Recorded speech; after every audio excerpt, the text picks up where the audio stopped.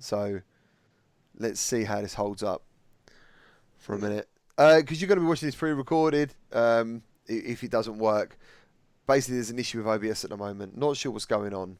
We started everything. We are now using a server in Frankfurt. Salsa, with his technical know-how, has said, like, basically this should be the way forward. Let's fingers crossed, man, this works, because last time it was working for a little while and then it cut off. So yeah, I just checked the other video. I will edit it. It looks like everything went fine with that one. Everyone got the intro and stuff. So yeah, thank you for joining us again when you do. First off, because Reggie Strange's time is valuable, he is here currently in the chat and he is going to literally let us know about where is he. I've got a little video here showing about Honour and Duty. Look, it looks quite nice. And yeah, let's get you in, Reggie. There you are, man. How you doing? You all right? Doing good. Thanks for having me. No worries, dude. No worries. I don't know how long this is going to hold out for. I'm currently in communication with Streamlabs on Discord trying to figure out what's going on. So, let's talk about this update coming to Honour and Duty D-Day. You know, obviously, far more about it than anyone else. I did see the mention of 64 players in that little clip that we got. Yeah, that's for Steampunk. We're looking to do a 64-player multiplayer in that game. So, did you want to talk about the update first or the Steampunk trailer? Whatever way you want to do. Whatever you want to do it. Right. Whatever you want to talk about. Well, the update that just went out this weekend to D-Day basically adds the support for a trial mode. So once the store creates that trial mode on the store, you'll be able to download a trial mode of D-Day, which allows you to play Battle Royale for free. No no transactions, no timed mode or anything. Just complete free Battle Royale. Mm-hmm. And you'll be able to play alongside owners of the full game. So if you own the full game, you'll immediately be able to play against more people who are just trying the demo or whatever. So that's one big thing for the update adds. It also adds a party system. So from the main menu, you can create a party, and then through the PlayStation Network, invite people to join or send them an invite to your party.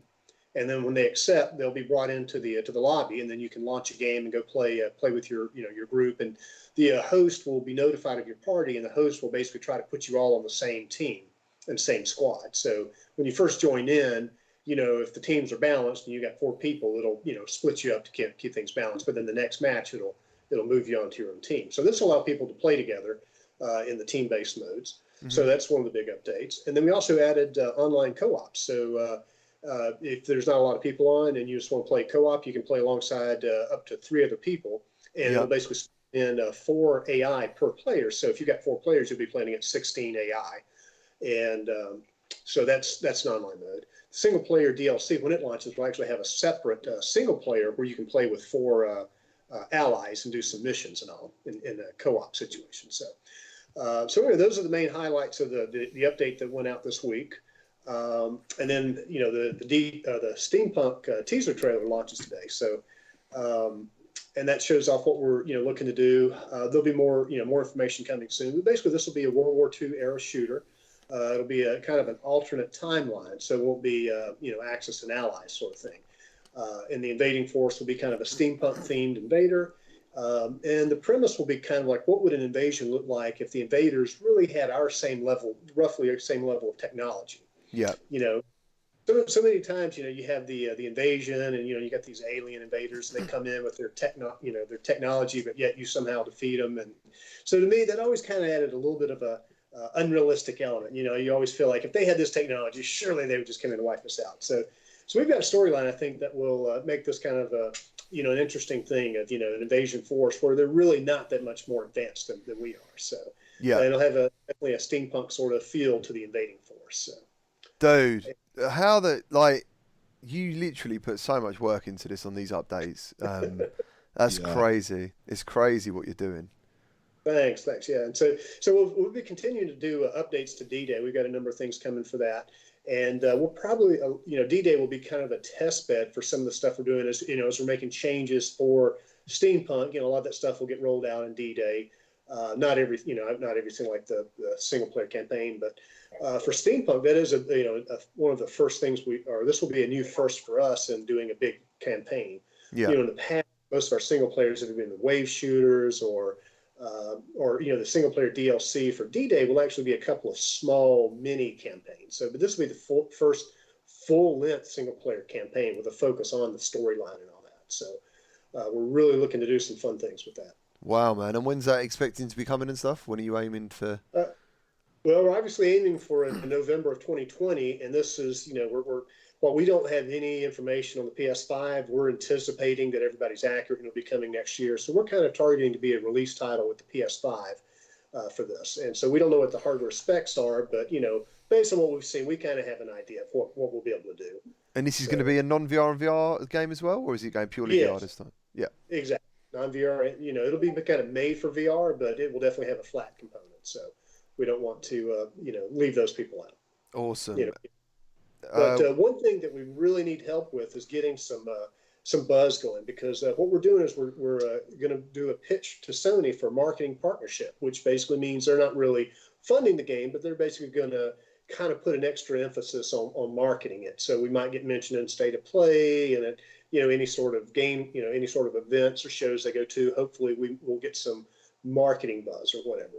Yeah. So in order to get approved for that, one of the things that would be good, our rep has told us, is to have some buzz out there, because they do pay attention to that. So, what would really be helpful is to have everybody in the community, mention this, retweeting it, talking about it, sharing it. So we really need a lot of help to kind of help make this happen. But if we can get a, marketing, partnership with Sony, that'll be huge for us, and it will really help the, the launch of the game.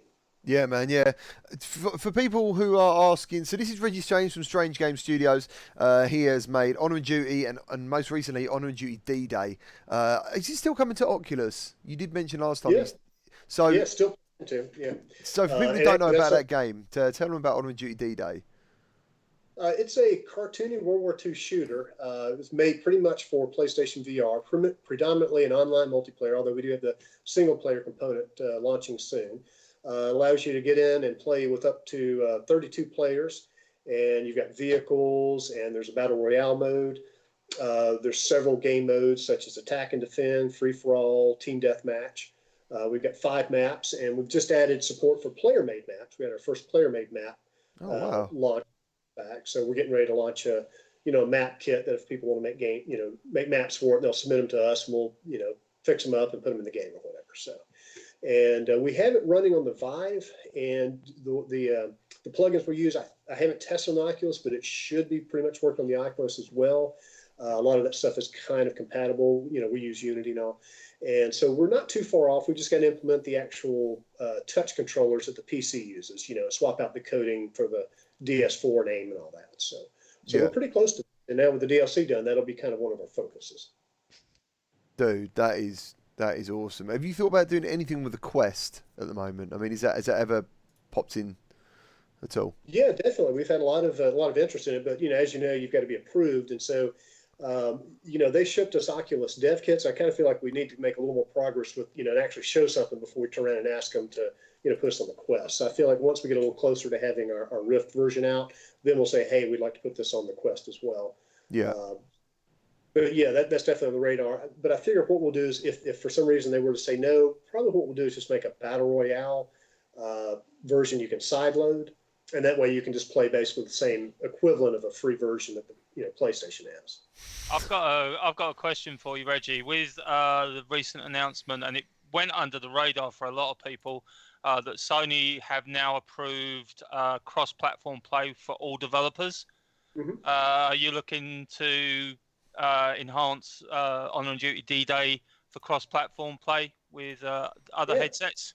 Yeah, and I'm sorry, I've got 2 hungry chihuahuas here, so if you see me looking to my side, that's all right. They're pawing at me.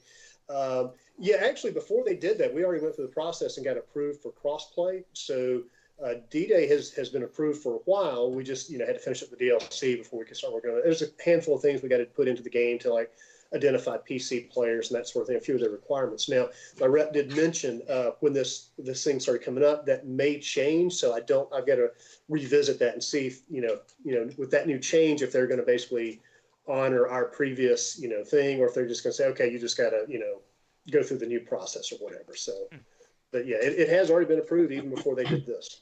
Fantastic. Yeah. I'd like to ask a question too, Reggie. If everything goes as planned, is there a timetable for when you might roll out the crossplay? Uh, we might have something by the end of the year.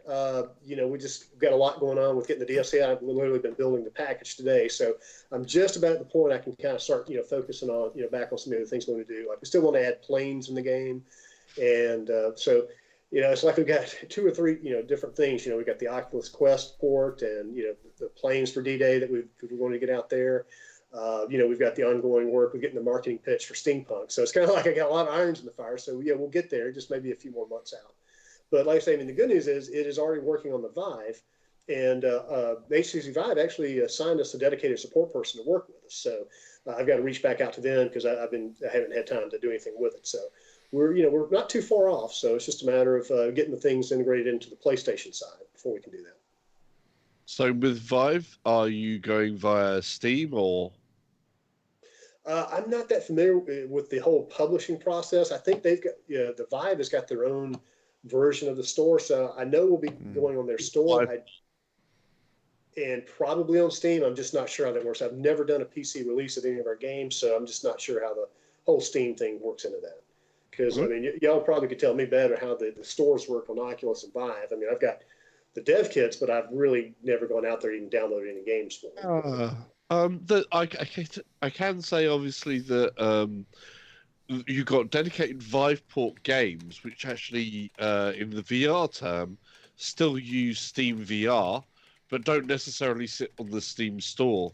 And then you have the flat games that do also sit on Steam and can be VR and flat.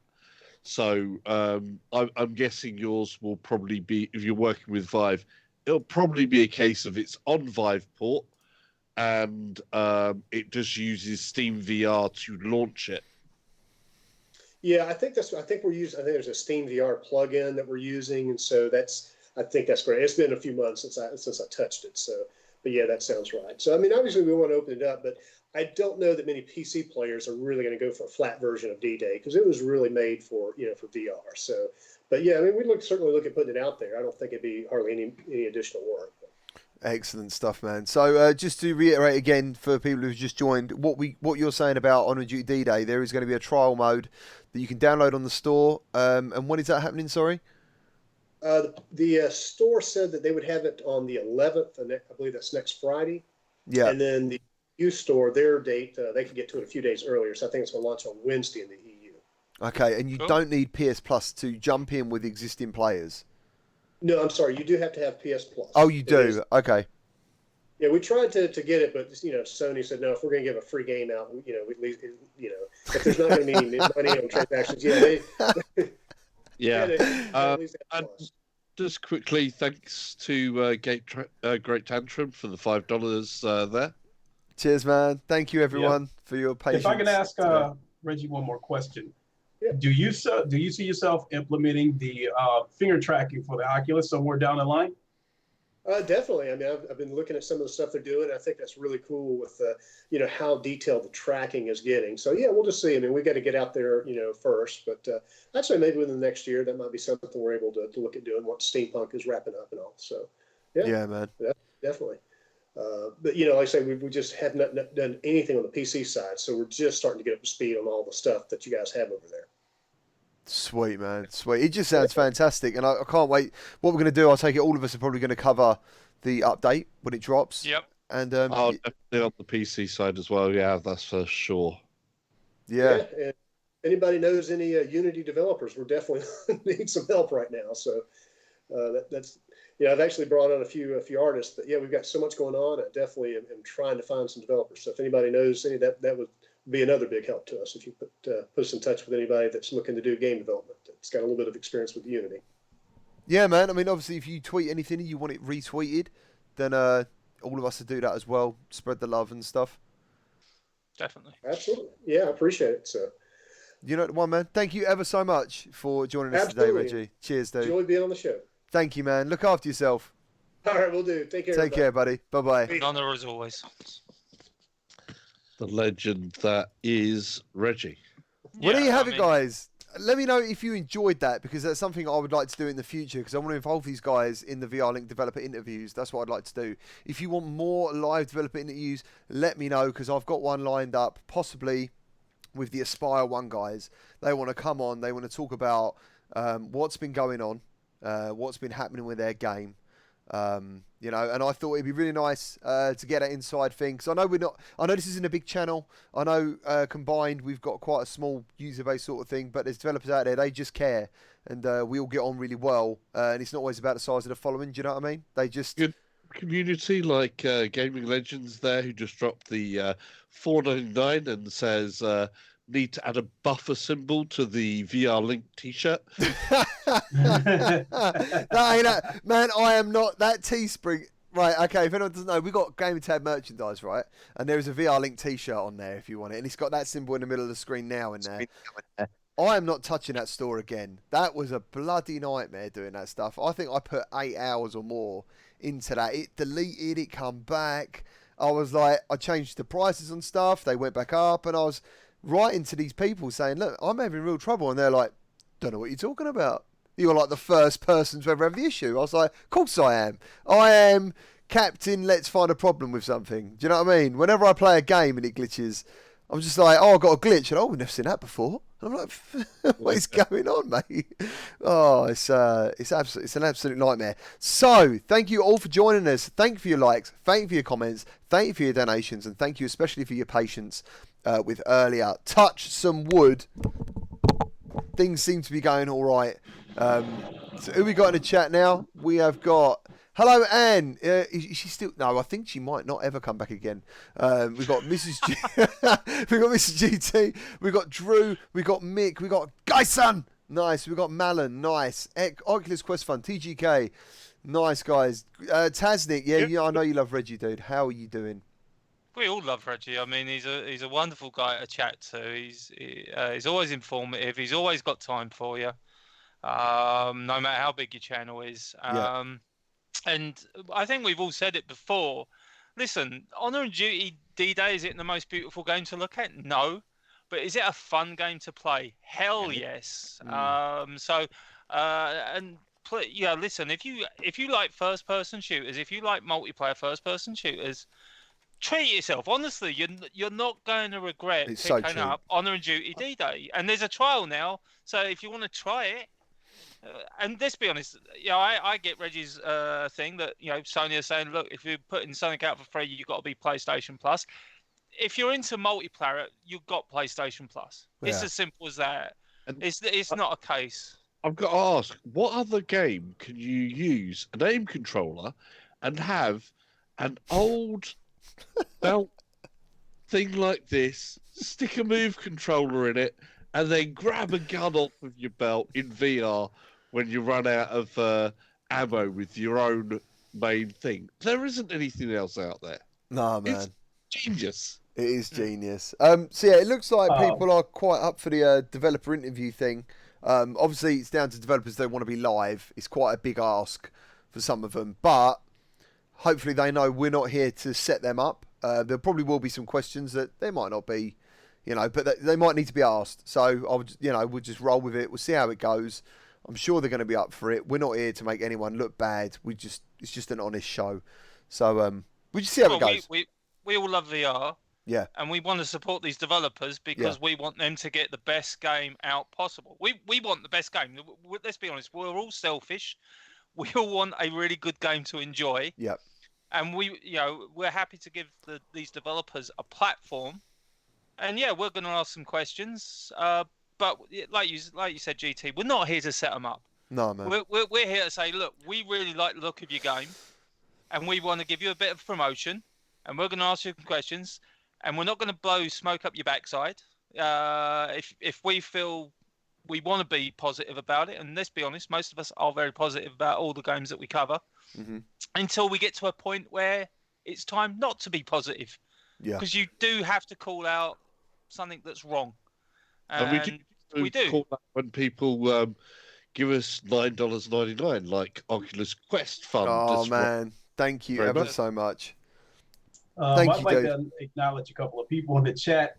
Ham Ford says he wants a VR Link mug and a Link and Clay t-shirt saying I can see the future in his AR glasses. And we got Robin who says she wants an Ageless Wonder Lincoln t-shirt.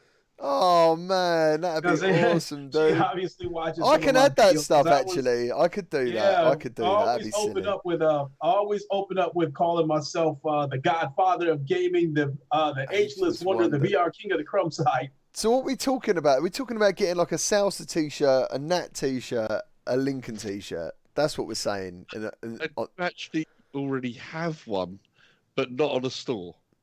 Oh, really? But I don't usually wear it. It's only a small one because I made a bit of a mistake on the printing, and it's not quite as good as yours. It's not quite as bold. Well, we'll have to find out, dude, because literally when you size that stuff up, man, it is like it goes from great to good, and you just got to basically put as many pixels on there as you can and keep it nice. So yeah, if you have it all, if it's too big, it don't look right. So let's try and jump in and do some news. And one of the things people wanted to talk about was Beat Saber. And they want to talk about. I know, but maybe you and Lincoln maybe know a bit more about what's recently happened with Beat Saber and the customization side of things. So, would you want? Do you know anything about that? Do you know what's happened? Well, I know they've stopped the Quest from allowing you to put modded songs on there. Yes. Yeah. So it's of course another thing where things are created, and Oculus want to make sure that everything there is on the up and up. So they're locking it down. Basically, the same as you can't do it with Sony. It's always been one of those things that really is an issue. How do you create custom tracks while still keeping the integrity of people's copyrights that they own for the music? This has always been an issue that has come back. On the PC side, the modding side is completely updating it all the time. But at the end of the day, it's not exactly on the level as we know.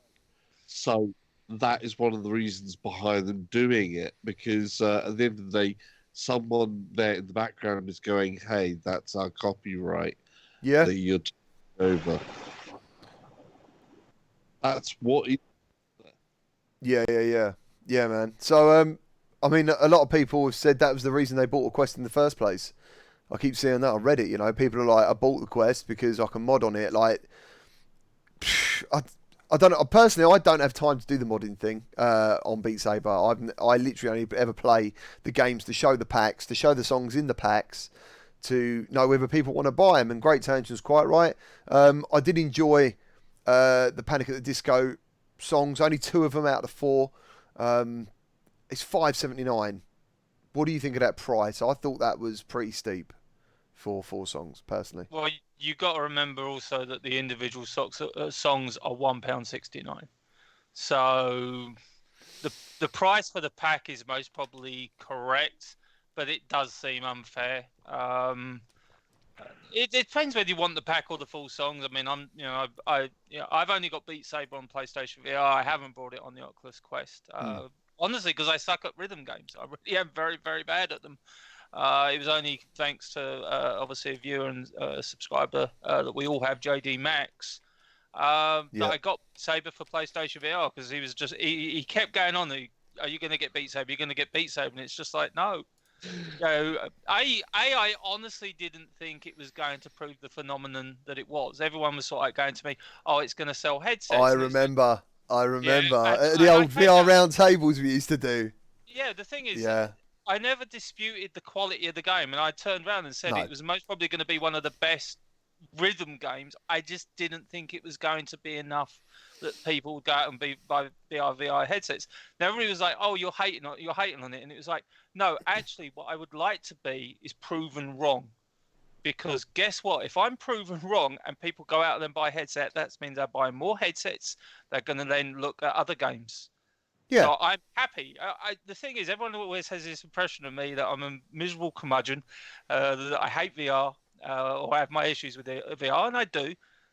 But I always love to be proven wrong when it improves VR. Yeah. It's as simple as that. If that means more headsets go out, more games get sold, and let's remember, Beat Saber is the first VR-only game that has sold 1 million units. Yeah, man. That's insane. That is Of absolutely insane. Of course, I own 3 of those. Yeah, same. Yeah. Triple dip. Yeah, and if I bought it for the Quest, I would be quadruple dipped. Yeah. Oh, yeah. I've got 3. I've got 3 copies. Yeah. And the thing I've is, got PlayStation, I've got Steam, and I've got Oculus. thing is, right? So, but I they just don't cross. I had a conversation with someone today about playing Beat Saber and what platform I prefer it on, because I think everyone defaults to the Quest now because it's wireless, or they go, surely the Quest is the best version. I actually think the PlayStation VR version is the best. Just the controllers. Because the controllers, yeah, it's true. And I think graphically it's got some extra effects in there over the Quest, but you've got the resolution of the Quest, so. There is another add-on that you can get for the touch controllers, which just adds the longer thing like you have with the Move controller, so it feels more like a sword type thing. That's what makes it so good with the PS moves, is that they are a bit more like the hilt of a sword, so it feels a little bit more lightsaber-ish. Yeah. They've got an add-on which you can add to your touch controllers, which basically has the cup at the end and puts the touch controller in the cup. The only problem is then the hit zones don't work right, so when you're moving, it unfortunately throws it off. But I always think that one of the things going forwards with a lot of these games would be great, especially sword fighting games that have come out recently as well, is if you had something that was actually more sword-like on some of the others. But, yeah. Nice, dude, nice. So if you want to hold something circular and more girth-like, go for the moves on PlayStation. Next up, a little bit of news. I did drop it, I'm sure the lads have talked about it, is the hand or finger tracking, whatever you want to call it, update coming to Oculus Quest will drain your Quest battery by an extra 7 minutes. I thought, who cares? What do you guys think about that? I mean, it just shows you what they're pulling out of that damn machine. Yeah. It's insane.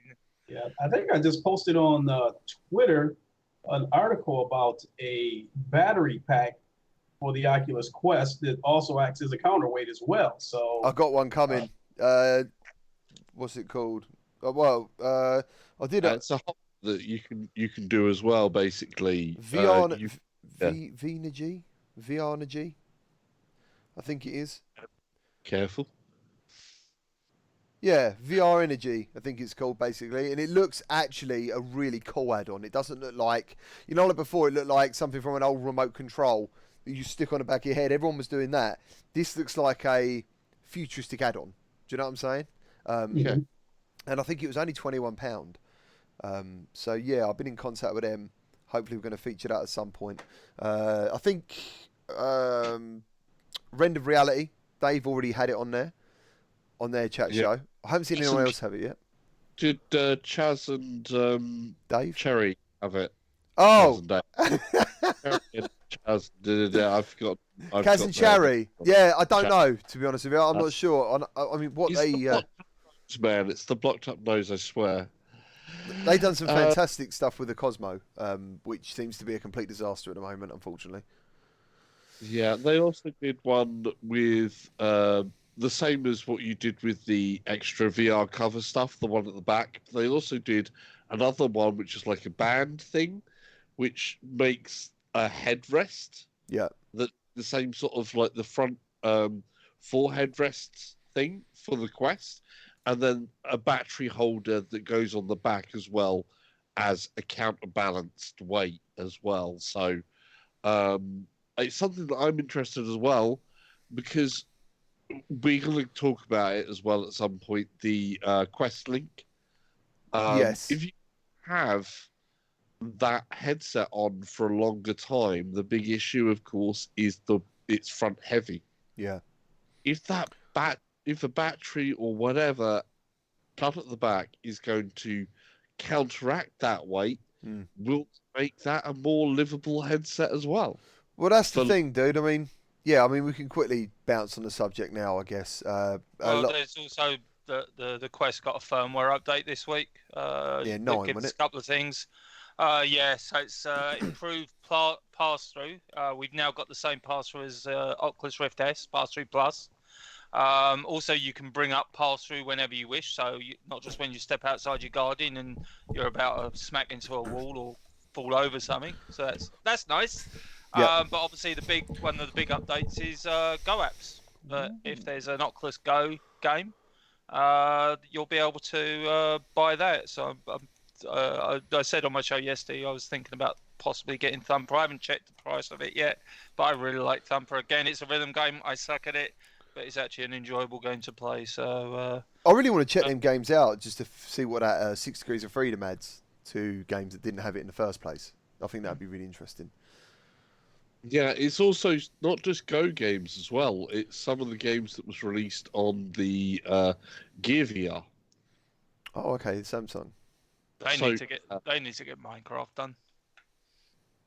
Yeah, which is strange that Minecraft was actually on both the Gear VR and I think it was on Go as well, isn't it? No, it is only released on Gear VR and it was released on the Oculus Rift. That was it.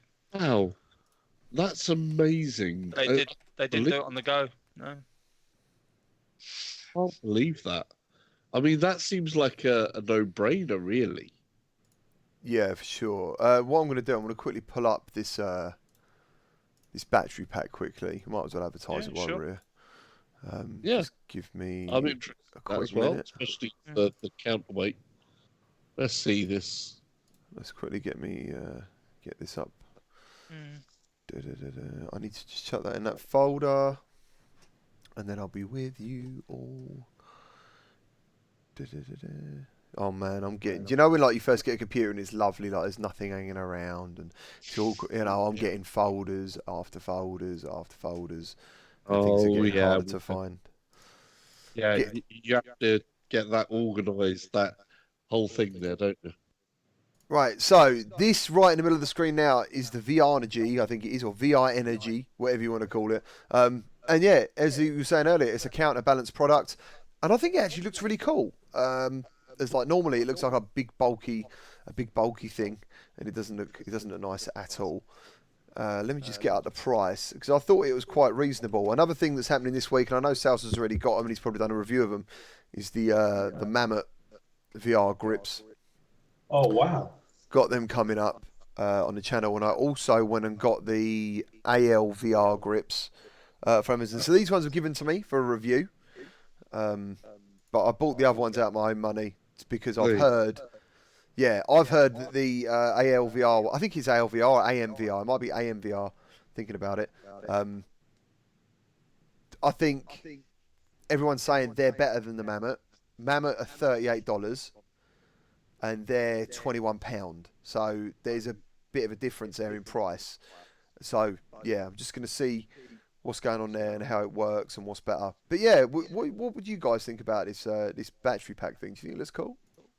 Well, I mean, if it's the price you're saying, I mean, it seems a pretty good value thing. As Salsa was saying, it's the Oculus Quest. The only issue with it, and there's no way of getting around it because obviously all the tech is in the headset, is that it is front heavy. But to be honest, because of the battery life that you got, really, you're most probably looking at somewhere between an hour and a half and 2 hours gameplay. That you're most probably going to have. It's usually not an issue. Obviously, the issue, and we raised it last week when we were talking about Quest Link, was extended gameplay. So if it does what it says it does, and as you said, you're getting a thing, you'll be able to check it out. If it does counterbalance that weight, then as I say, that will be. I mean, it would most probably be worth getting it just as the counterbalance. Like if someone turned around to me and said you could get a perfect counterbalance for £20, yeah, I'd most probably go and then it's like, well, for an extra £2, it'll actually work as a battery pack for you as well. No, your mic's a little bit crackly. Is anyone else picking up on that? What? Yeah. Oh, that's cool. All right, you might need to just turn it off and turn it on again or something. Okay, hold on. VR Energy. I think it's actually $32. Let me just. I had it up a second ago and it's gone again. Let's have a quick look. It says $34.99. Triple game time and video streaming. Counterbalance improves weight. Powered by a Samsung LIE-on battery and breathable comfort strap. So I'm wondering if that actually has the same pad as the one that. I wonder if that'll work with that. That'd be interesting because I don't ever want to take that off. This Oculus Quest Comfort Pad here.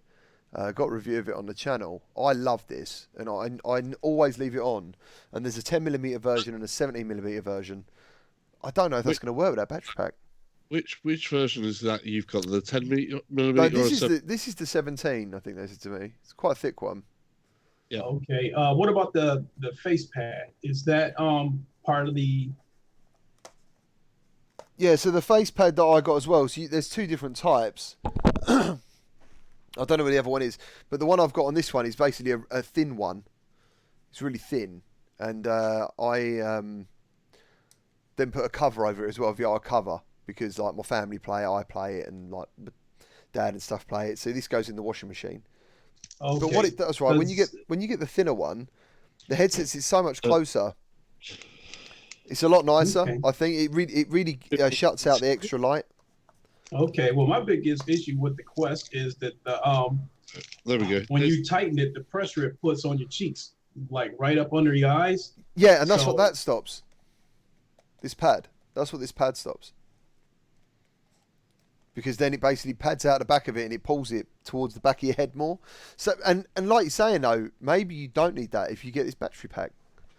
Yeah, see, I like that VR cover the Sauce is showing. That looks like it'd be pretty comfortable for the. That's the thick version. That's the thick version. Yeah, I've got the thinner version. Yeah, so I don't have an issue with the Quest being front heavy. So the comfort would be my number one issue. Yeah, without a doubt. See, this is the thin one, the original thin one. So you had the original thin one and the original thick one. Yeah. And I think you've got an even thinner one, do you? Yeah, I've got the thinnest one they do at the moment for the Quest. Yeah. And yeah, basically, even my wife noticed straight away. She was like, the light has gone from underneath. There's no, you can't really see anything from underneath the headset. So that was a real bonus. So we've got TG K2. He's asking for a link for the grips and the pads. Oh, the Mammoth. Just you should be able to just search Mammoth VR. I haven't got an affiliate link or anything. I haven't done the review yet. But just by going by what I've done with them so far, because I was basically going to test them out in a couple of live streams. They're good and they're comfy. I'm getting loads of echo suddenly. Yeah. I found that basically for the Mammoth, if you're got the newer style touch controllers, where they don't have the disc part like that you have on the original touch, that's better with the Mammoths. With the original touch controllers, where it's got the circular disc, I found that it made it a bit too long and it was a bit too large in your hand. Right. Whereas the newer one, it felt more comfortable, felt a little bit more right-sized, and also had the thing that a lot of people complained about, pulling the battery compartment off of the controllers, the touch controllers on the Quest. Mm-hmm. It stops that from happening. Yeah, that's the reason I was so interested in it, because I've been like live streaming and I'll do something, all of a sudden that battery thing comes off, battery cover. But yeah, as it sits now, it is awesome. And they actually look really nice as well. They look pretty cool. And I was thinking to myself, like, when you're doing the old Star Wars lightsaber, you'll be able to generally let go of that grip button and let go and not worry about dropping your controller. So, as I said, I've got the AM, I think they're AM VR coming, and they're cheaper, and I actually heard they are better. So, that's something we'll have to do a versus review or something. Well, I'll have to wait and see how you feel about those, because those straps, the current straps for the RiftS and the Quest controllers, those straps are just not very good. Nah, agreed. Yeah, agreed there, agreed. I just want to jump into the chat quickly because of earlier. I know things had gone wrong. So thank you everyone for the donations earlier. That was crazy. You was like doing donations when everything was falling apart, which is unbelievable. And there was loads of views, loads of likes. Thank you ever so much. So we got Ham, we got Tasnit, we got Great Tantrum, we got Mick, we got Gaming Legends, we got You Got Cold Yogurt is back. He's going to be quite a big name in the chat, I think, because that is one of the best names ever. Jim Pot 2, Sierra, how you doing? Thank you. Get to the chopper, Bitey. We've got a name I cannot pronounce, unfortunately. He says, I like it and I have the quest. Nice. Good. Thank you for joining. Oculus Quest Fun, Mino Banana, Robin Schuler, thank you, but I know you've left now. I do apologise. Dark, she's off to Grill Steaks, which is pretty cool.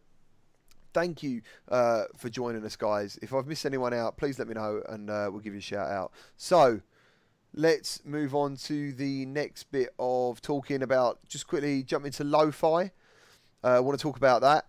Something I think a lot of us are very much looking forward to. And now it is going to be, because of their funding levels, let me just read this quickly, because I think they've got to their stretch goals. So basically, I think they doubled what they needed for the original backer on Kickstarter. They've now hit certain stretch goals. So they've hit the 45,000 mark they had, and that was for a next-gen PSVR support. 52,000, this is Canadian dollars, I believe, was licensed music. Who's the what licensed music by South? Do you remember? Sorry? Gunship. Gunship, that's it. A lot of people are very excited about that. 64,000 was the Wastelands area. 75,000, you now have a Cyberwolf companion in the game. That sounds absolutely sick. And I think they didn't quite make the casino and robot fights at 90k, but someone said maybe he's just going to put them in there anyway. Something like that. So yeah, I mean, that is a successful Kickstarter, as far as I'm aware.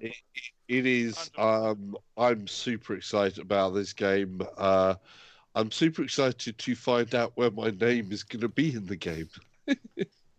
Oh, yeah, that'd be cool, man. Like, so you done a certain Kickstarter level that was part of the pack that you managed. Your name will now be in this game.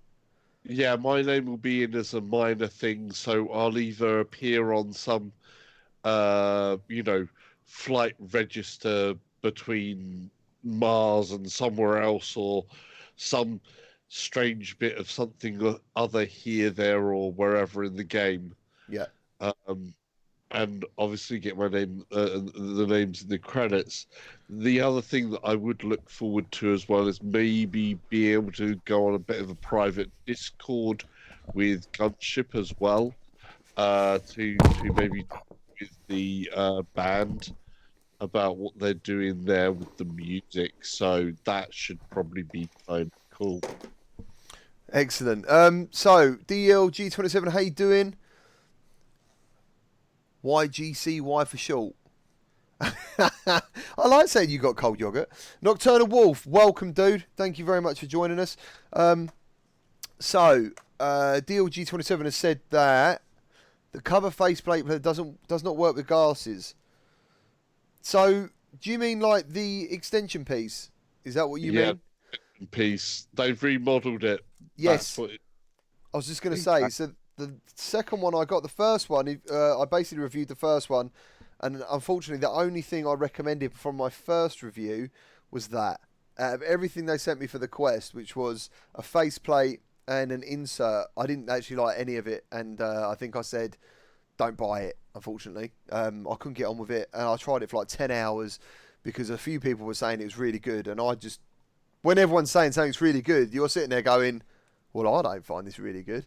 You know what I mean? So, unfortunately, that's just what happened. So how did you find the first lot of stuff on there? How did you find it, the Quest? I obviously wear glasses. I haven't bought prescription lenses for my Quest yet. Yeah.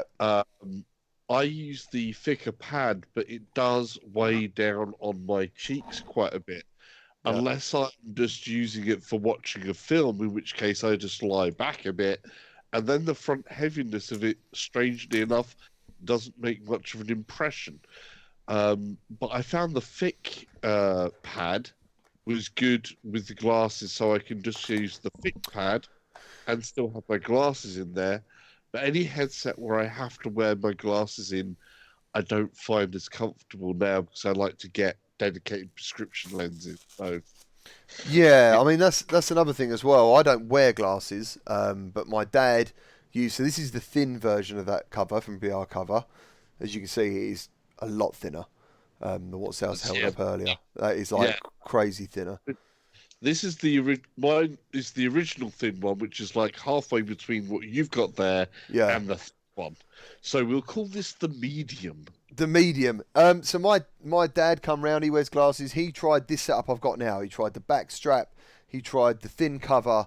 He because he wears glasses, and I didn't want the lenses to get scratched. As you just saw, I managed to get that fixed onto there. He used that, and he absolutely loved it. And so it all worked out. It was all fine. So thankfully, that review was something I could put up and be happy with. And yeah, that's cool. So back to Lo-Fi, man. I mean, I can't wait for this game, and I'm so pleased that it hit that goal for PlayStation VR because, and he's actually not gone and said. He's saying this is PS5. Yeah, that's what he's saying. He's saying he's going to go for the PS5 as we're calling it, as Sony is still saying the next gen, and he obviously follows Sony's lead on that and says the next gen of PlayStation. Well, he said next gen of PlayStation VR headset. He didn't actually just say next gen PlayStation. Yes. So it's not going to work with PlayStation VR. What they've said is it's going to be PlayStation VR 2. So it's going to be when we get updated controllers and stuff like that. It was when I read it as next gen PlayStation VR. Right, okay. So Webos, for glasses you can get some special lenses that fit on the Quest. Saves question on the lenses, seen it reviewed on our website. Nice. Why does Sal's voice break up? The reason is these three guys are all on one audio track. Well, we're all on the same audio track, but my mic, because this is me streaming, is separate. For some reason, Salsa's always the last voice. Nat can always talk over Salsa. Lincoln can always talk over Salsa. So I think at the moment, Lincoln's got an aircon unit keeping his ankles cool. If by some reason that sound gets through on his mic, Salsa unfortunately will be rubbed out. And that's why when he talks, I'm always looking at his lips, seeing if he's going to talk. So I think, all right, I know to shut up so he can talk. That's unfortunately the state of Skype. But I think after today, we need to get together and have a look at Zoom and sort something out, maybe. Yeah, it would be good. I didn't know that I cut out that much. Anyhow, there's a couple of other things there. People saying about lenses. Yeah, I've got lenses for my original Oculus CV1, which I just found them such a relief to actually have dedicated lenses in the headset so that I don't have to wear glasses frames. It's like an ultimate comfort item for a headset. Just putting it out there. Nice, an ultimate comfort headset. I like the sound of that. So next up, someone's mentioned it in the chat, which is a good time to bring it up, is Iron Man has now got a release date for February the 28th. And a few of us have played it, and I know some of us haven't, but EGX is going to be there. Nat, have you played it, and are you going to play it, I think, isn't it? I haven't gone anywhere, so no, I ain't played it, unfortunately. But I've got 2 days at EGX, so it gives me 4 chances to get in there, because I assume they're going to do the same as what they did with EGX previously, where it was a morning booking and an afternoon booking. So, like I said, I'll have 4 chances to play PlayStation VR games along as well with wandering around. Although saying that, they've got a demonstration. You won't play it, but they've got a demonstration of Cyberpunk 2077, which the queue for that's going to be insane. But I really have to go and see that. Yeah. As far as I know, this EGX is going to be absolutely massive. Like, it's going to be the biggest one yet in London. And as far as I know, there is going to be quite a bit of VR there.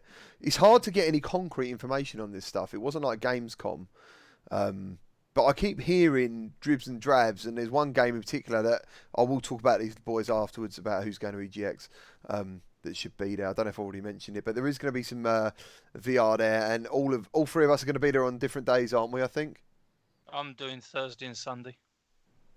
I'm doing Saturday. Cool, and I'm doing Thursday, Friday, and Saturday. Sunday's the day I won't be there. So hopefully we'll see you there. I know, I can't remember, it was someone mentioned they've bought either a VR Link t-shirt to see us there or something, or whatever it is. So that'd be really cool. Find me, if they happen to see me, I do have some googly eyes for people.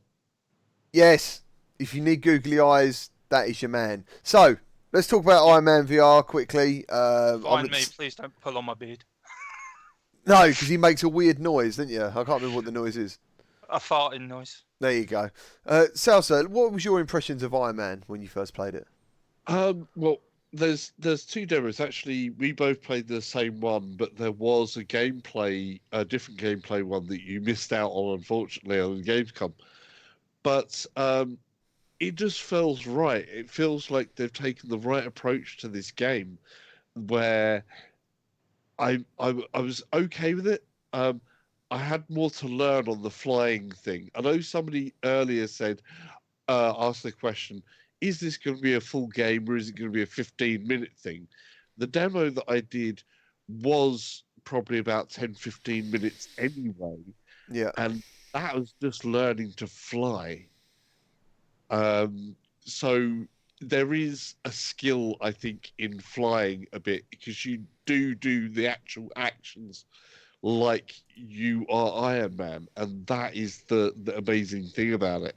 It really did feel like, oh my god, this is actually happening. This is right. This is me trying to actually be Iron Man.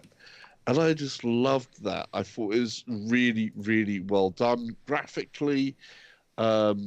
Game-wise, in terms of graphics, it was looking really sweet. There was a little bit of jaggies on like some of the further horizons and things, but you expect that. But yeah, it was go anywhere, shoot shoot wherever you need to, the punching and just everything, just what I wanted for the mechanics of being Iron Man.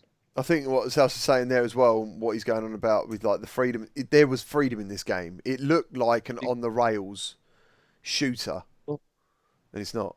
It's like when that headset comes down as well, and it's just like everything that you see on an Iron Man's HUD just coming in together, right of your face, and you're looking around, and you're there just going, yep, and you're sort of like, right, bam, have it. Yeah. They got the mechanics. They really did look at this and go, what do people want of an Iron Man game? They want to feel like Iron Man. They want to be able to go wherever they want to go and feel that they are doing it and feel that they are Iron Man. And that they have really worked hard on. And then you see the trailer that comes out this week with the story, and you go, right, I know they've got the mechanics down because I've played it. You've played it. I hope you've got the same sort of feelings around how the game mechanics work, the flight mechanics worked, and stuff like that. They've done an awesome job of making you feel like Iron Man. It is true. They have. And yeah, there were story elements here I wasn't aware of, and it actually looks like it actually now makes me look forward to it even more, because what we got to play, or what I got to play more specifically, was a mechanics demo. That's what it's like. You learn that you've got the freedom of flight. You can fly wherever you want, and you are using the repulsor lasers, and you are flying with your arms at certain directions. You know, if you want to go backwards, you put your hands in front of you. If you want to go forward, you put them behind. Like all that stuff, and then you get to a certain point, you're sort of free floating or falling sort of thing, and you're shooting, and then you're doing like power punches almost. All that stuff was happening, and I was thinking, this is actually really good. Salsa's got a 360 video of his. I've got like just a video of me playing it, but in both our things you will see what we're doing on our screens. And I don't know, it was, and when he's talking about the graphics, I know some people talk about PlayStation blur and stuff. This has got that good line of where the details there, you've got a tiny bit of blur, but that gives you that gives you more jaggies, which means it gives you actually a sharper image, and it looked good. So, yeah, I'd agree with that as sort of assessment. And I knew that the story was coming. Like I said, unfortunately, you did miss out at Gamescom where you was back in the other press part because they had a second demo at Gamescom. Yeah. Which was a part of the storyline. Yeah. I just went where the Sony girl took me. She literally just like marched me through everyone into this room, and that's what I played. And I was like, oh, cool. Didn't even know there was another bit, man. Yeah, yeah. Well, what you would have had is where you get blown out of a jet as Tony Stark, and then the Iron Man suit comes on around you. Oh, leave off, South. That sounds incredible. Sorry, dude. You missed out on that one. So you've got all of that stuff, but then you see the new gameplay trailer part, and it's got a storyline which hasn't been seen in the films. It is something from the comic books. One of the characters, the bad personage or the other character in here is called Ghost, that does appear in the comic books, and that's your main enemy, as it were, or the main crux of the storyline of what's happening. I'm not going to go too deep into that. You can see the trailers and stuff like that. But as soon as that dropped in, I'm like, good. They've gone the full story on this. This is a Marvel property at the end of the day. You don't want a game like this where they've done so much work at getting these mechanics and these graphics looking that good, and then to drop the ball on the story. And from what I can see, they've gone the full hog. It looks like they're going to bring all of the mechanics that feel really good, and they've actually got one of the comic book world stories to go in this nicely. And I'm looking forward to what the story is going to bring. Hopefully they make it good and engaging and make you work for that entire thing. So I'm also hoping to see some other different things in here as well, like different mechanics of different suits. We already know that the pre-order comes with 4 different custom suits as well. It depends which pre-order you go with, because there's 8 suits in total, but only 4 suits on each pre-order.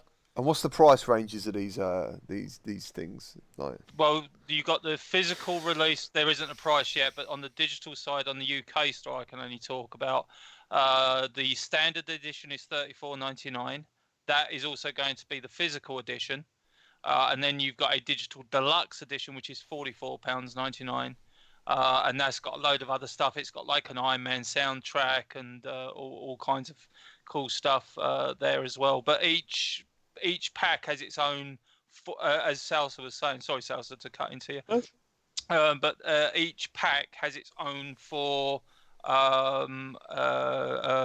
extra armors that you can have there as well. So I think the standard pack and what would be the physical edition, if you pre-order it, 2 of the things I know in are like the original silver armor, and then like the first gen red and yellow armor. I can't remember the other one. I know there's like a neon one which looks really weird, but you know, the thing is, I said it in my video, I'm buying physical. I always buy physical. I prefer buying physical, but damn, I do wish that the digital, because I kind of want the soundtrack. I know it sounds sad, but I really wish the digital deluxe, the digital deluxe, I would like the soundtrack. So, but I'm so excited. I mean, to be honest, what I've always said about anything is, when you see something new or you hear something from someone that you trust, like I trust you, Sal, so I trust you, DT, about what you say about games. And I know a lot of the people that watch our show trust your opinions. What I've always said is, whatever your level of excitement and expectation is, when you see a new trailer or you hear from somebody, the one thing that should happen is that excitement should go up, should never ever come down. And if it goes up, then whatever you've done, you know, it's done your job, because you should be more or there should be more anticipation for it. I mean, I doubt if we'll get to it now. It was like the thing for me with the Joker. When I heard about Joker film, I was like, really? Do we need a Joker film? So I had a very low expectation for that film. I was just like, do we really need it? And then the first trailer dropped, and my expectation went whoa, and then when that second trailer dropped, my expectation went to whoa.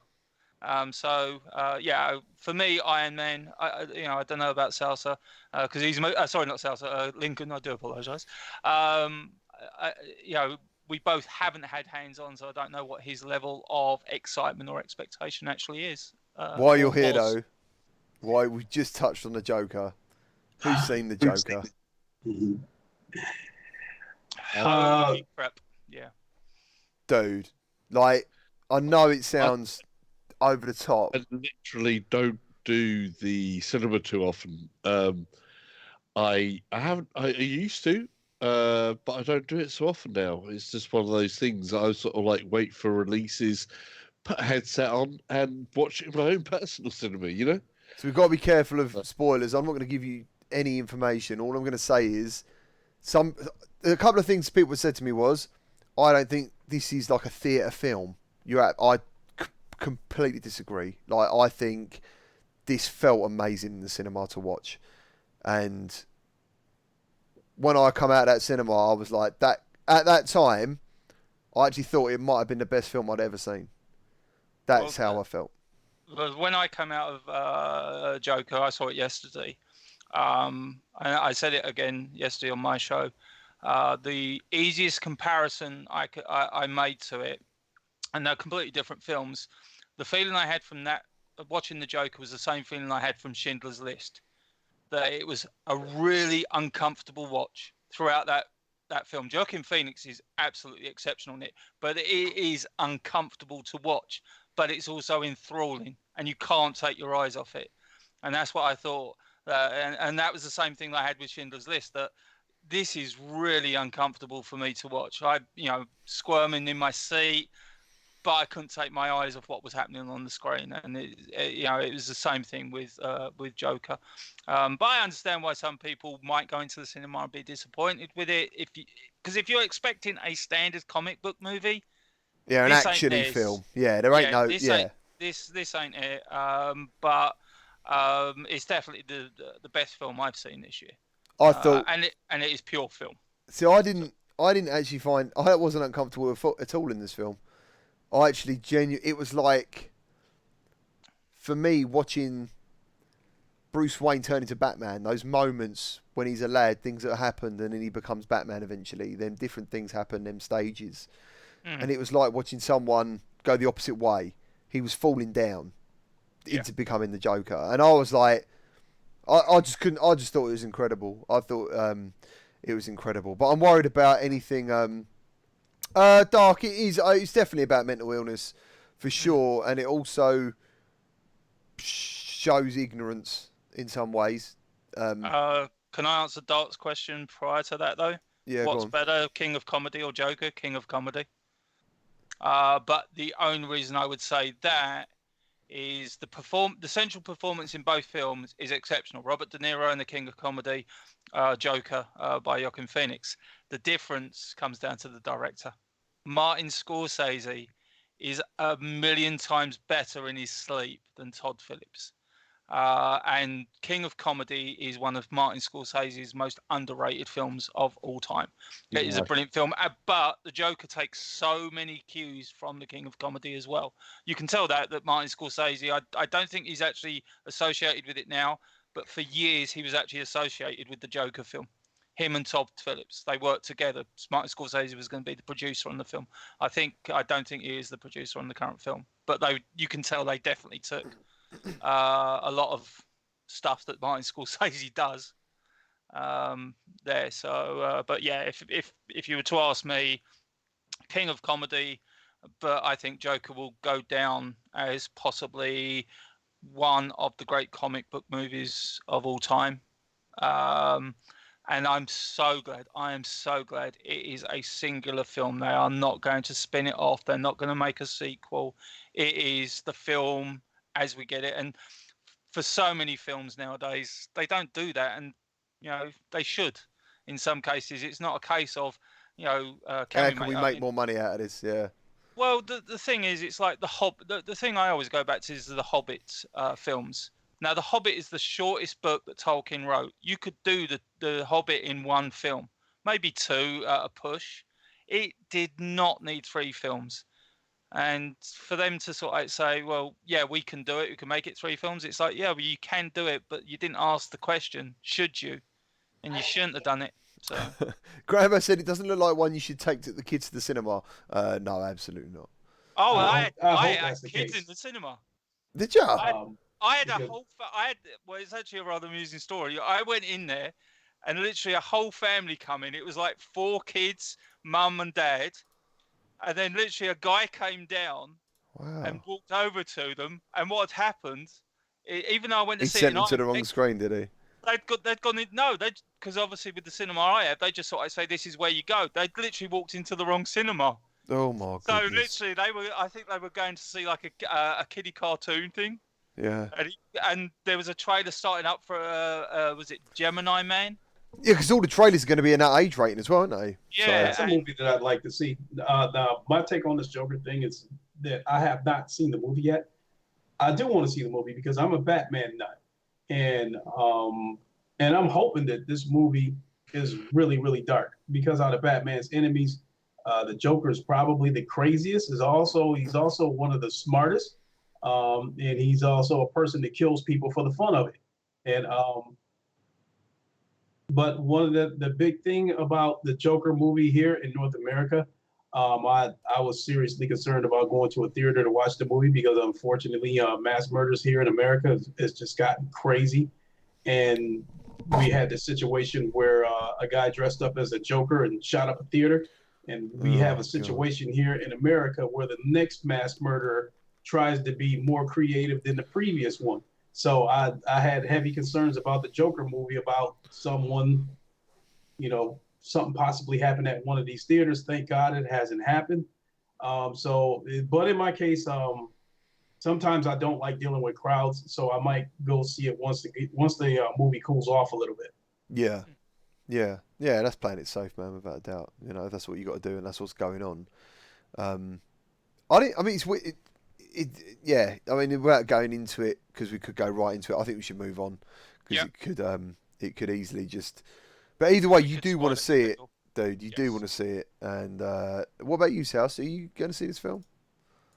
Well, like I say, I normally don't go to the cinema too much now. There's only a couple of films where I've gone, I have to see that. Basically, if it has Star Wars on it, then it's a cinema film. Yeah. But for me, it's, Nat's head's going to fall off. Right, I'm going to move on, or we're going to be here for quite some time. Boys, deal it out afterwards, yeah? Duke it out later. Right, so, next up, Golem for PlayStation VR genuinely has a bloody release date. Well, let's talk about the fact that the first teaser trailer, and I've said this before on the show, Golem was the very first PlayStation VR trailer shown by Sony for a PlayStation VR game, and that trailer was shown on the 5th of December 2015. Yeah, almost 4 years. I said that. Someone said to me the other day something about 2016. I'm like, no, dude. No, it was 2015. Yeah. Yeah. So it's almost 4 years since we saw the trailer. 2 years since it should. Just over a year and a half since it was actually meant to get released, because it was meant to be released in March 2018. I can't remember the exact date, but I know a week before it was meant to come out, they come out and said, hey, it's not coming. I was going to say, but that itself was a delayed time, wasn't it? Yeah. Well, they came out at PlayStation Experience 2017. So 2 years after they showed the original trailer, they came out at PlayStation Experience 2017. I don't think they had a new trailer, but I think they had like a sit down on the couch with new gameplay. They were showing more gameplay of the game. And they said, oh, by the way, we're definitely going to have it out for March 2018. And it was like, yeah, no, you're not. What I said on my Golem video is this. I have no idea if the game is going to be good, bad, great, boring, or indifferent. There's one thing I do know about this game. I want to play it just to see what it is. Yeah. After it's the same reason I bought Duke Nukem Forever. I just wanted to see okay, what's the game? It's the same reason I'm going to buy Death Stranding. I don't know if the game's going to be good, bad, indifferent, boring, whatever. I just want to play it, and then I'll make my decision. But yeah, Golem, psyched for. For me, Golem was one of the first games that showed me that, yeah, these PlayStation VR games are going to have some good graphics moving forward as these developers, get it down. One thing I am glad that happened is that since we didn't have a date, I was kind of glad that things stayed kind of quiet because I think there's only so much stuff you can show the audience without giving them a date. With probably like maybe like the Death Stranding, The Last of Us 2, showing us pieces of that game just like every other month something's coming out about this game, whether it's some kind of information, gameplay, whatever the case may be, and we still don't have dates. After a while, it's like, come on, give us a date. Yeah. And so that wasn't the case. That wasn't the case with this game. So no. Things stay quiet. We got our date, so I'm ready to go. Yeah, man. So what you're seeing now on here is actual gameplay they showed. I think at is it not PSX? On some game show. I can't remember which one it was. And this is the only time I actually. Do you know what it is, House? I was just looking to see which one it was. I haven't got the source for it. Hold on, let me. But either way, this is actual gameplay of the game. And PSX 2017. I was about to say that. Yeah, and it actually looks all right. It does look a little bit basic, and I think the story premise is you play a girl who can possess these golems because I think she's hurt or disabled, and she's bedbound basically. Even though later in the trailer it looks like she's standing up, looking at you with blue eyes. Didn't really get that bit. I was a bit confused by that. The reason I didn't make a song and dance about this was because the trailer they sent me is the announcement for the announcement. Which is saying that Golem will be released on PSVR in physical first, due to Perp Games, which is quite cool, on the 8th, and then a digital release will follow on November 12th. It was the same bloody trailer that they sent out in 2015. I was like, no, man. I saw that. Yeah. I was in hysterics with that. I was expecting a brand new trailer. I was like, hold on, that's the one I saw almost 4 years ago, guys. Yeah. Well, thank you anyway for trying. Oh, Midlife says you could be blind. All right, then, dude, no worries. I read something or saw something that basically said she'd been hurt or something like that. Yeah, she's got she's broken her leg or something. She can't move around. But the thing that I've cottoned onto, because obviously I've read a lot about Golem in the last few days, is it still uses one move controller. No way. What? Yeah, I've read two things recently, and it said the game still uses a single move controller. So is this going to be like a point-and-click game? I have no idea. I just want to play it, man. I don't know. I mean, I guess you could do tilt movement. You could hold the move controller straight and then tilt it forward to move the golem forward and stuff. But there's swords in that. What I've seen in this gameplay here is he's blocking and... Yes, one controller. I wonder if the golem's on rails. No, it can't be, because even this movement in the bedroom looks like you're moving freely. It's saying something about leaning your body. Oh, God. But the golem is... Oh, God. I'm like... Oh, no. No. Don't do this. Don't do this. Don't mess it up, man. Don't. No. Oh... Oh. Well, what I've done is I've sent an email off to our friends at Perp Games, because the one thing I want to find out is if they have a demo of Golem either for the public, or last year at EGX they had a behind the closed doors demo for they actually had two demos, one to the public for Smash Hit Plunder, but they also had a behind closed doors demo for Smash Hit Plunder, which is actually a rather fun game, by the way, especially now because it's gone down in price. So if you fancy just a something stupid game where you literally are smashing the living bejesus out of things, pick it up. But yeah, they had a behind closed doors, so I've contacted Perp Games saying, guys, are you showing off Golem? And if it's behind closed doors, can I get an invite? So I haven't heard back yet, but obviously I only sent that out because we only heard about this on Thursday. So I'm so worried now. I wasn't at all, because I thought, how can a game be in development that long?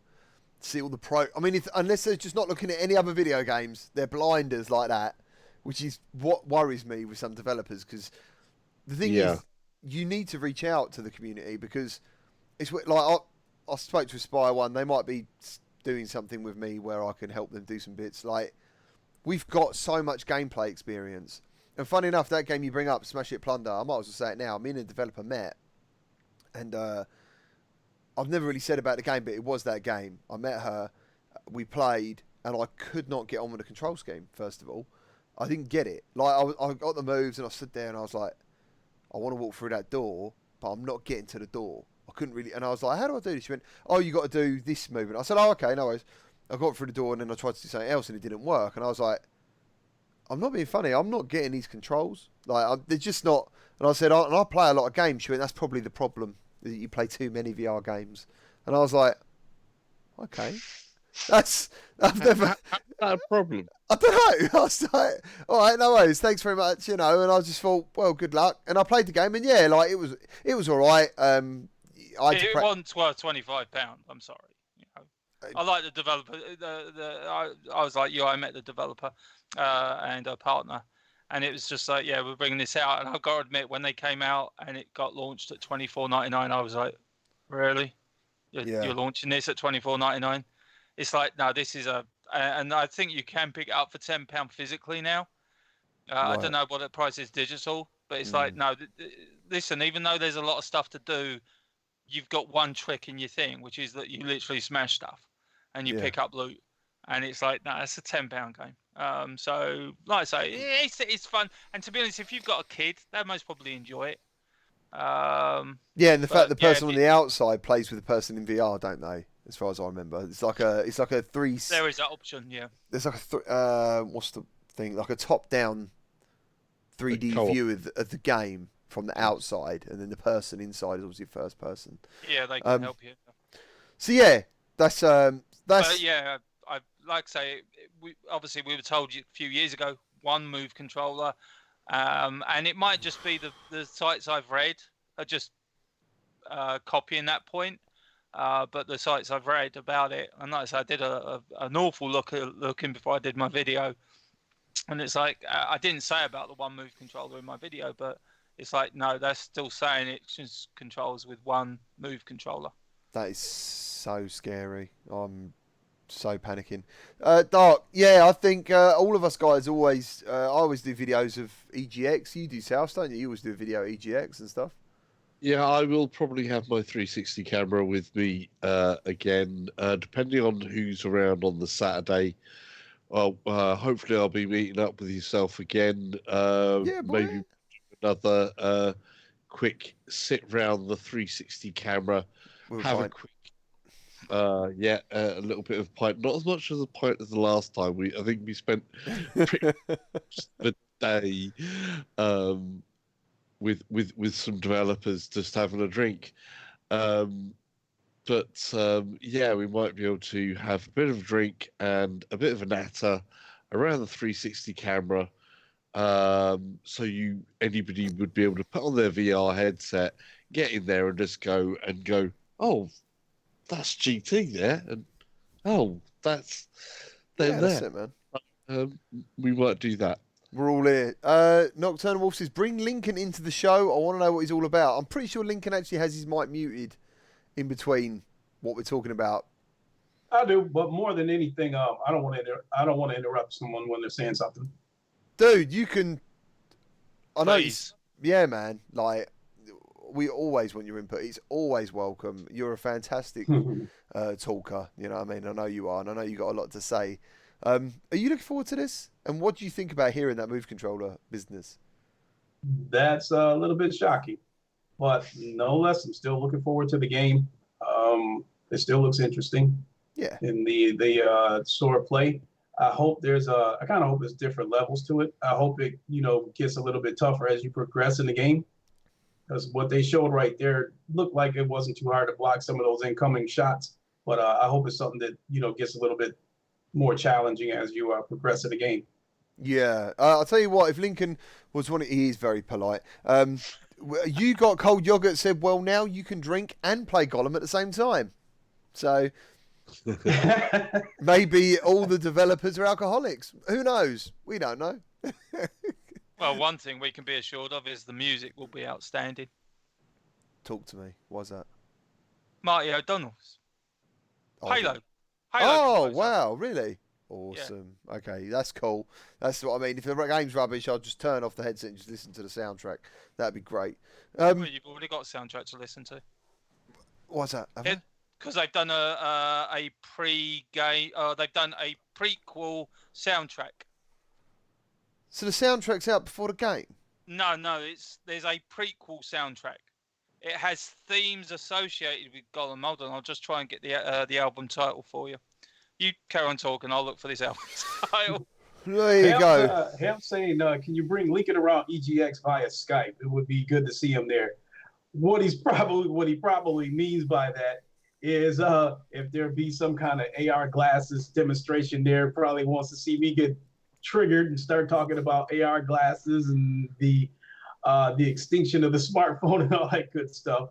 You don't get triggered, dude, do you? You don't get triggered. No, but I mean, I did post a couple of articles about AR glasses on Twitter, and he's kind of been, ribbing me about it a little bit, but I still believe we're headed in that direction. So without having to get into that. Do you know what? When I was driving today, and funny being in this tech, this VR AR thing, and watching this all, when I was, Mick, cheers for staying up, man. I know how early you get up, dude. Thank you ever so much for dropping in, and thank you to everyone else who's hitting that like button and donating and commenting, and thank you ever so much. I'm looking at the thing; it's saying we've got like up to 50 viewers most times, so thank you. And considering our bad start, I think some people haven't come back. For thinking, nah, man, like I might come back next week. So yeah, this is something I am personally still looking forward to. I'm just super interested in this game because that amount of development time, you can't not be. If you've been watching it. It's the how can you express it? It's just the what happened. Yeah. Okay, here it is. It's called Echoes of the First Dreamer, the musical prequel to Golem. Okay, what is this on iTunes or something? Well, I'm actually on iTunes now, and I can't find it on iTunes. But hold on, Echoes of the First Dreamer. Pretty cool. Would help if I could spell. But yeah, it's Martin O'Donnell.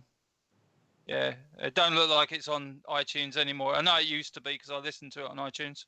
Is it good? A couple of tracks are really good. Other tracks are just standard fare. Right. But, so before if you like these things. So before we get into the question about whether to buy a Quest, a link cable, or a RiftS, because you've already got a PC that is VR ready, which some people wanted to know about. Lincoln, because someone brought up that he hasn't said very much, I guess, is he wanted to talk about VR chat. He said to me, he wanted to talk about VR chat. He wants to discuss a little bit about that. And I'm obviously very interested to hear it because that's as far as we got. So, yeah, man, it's all you.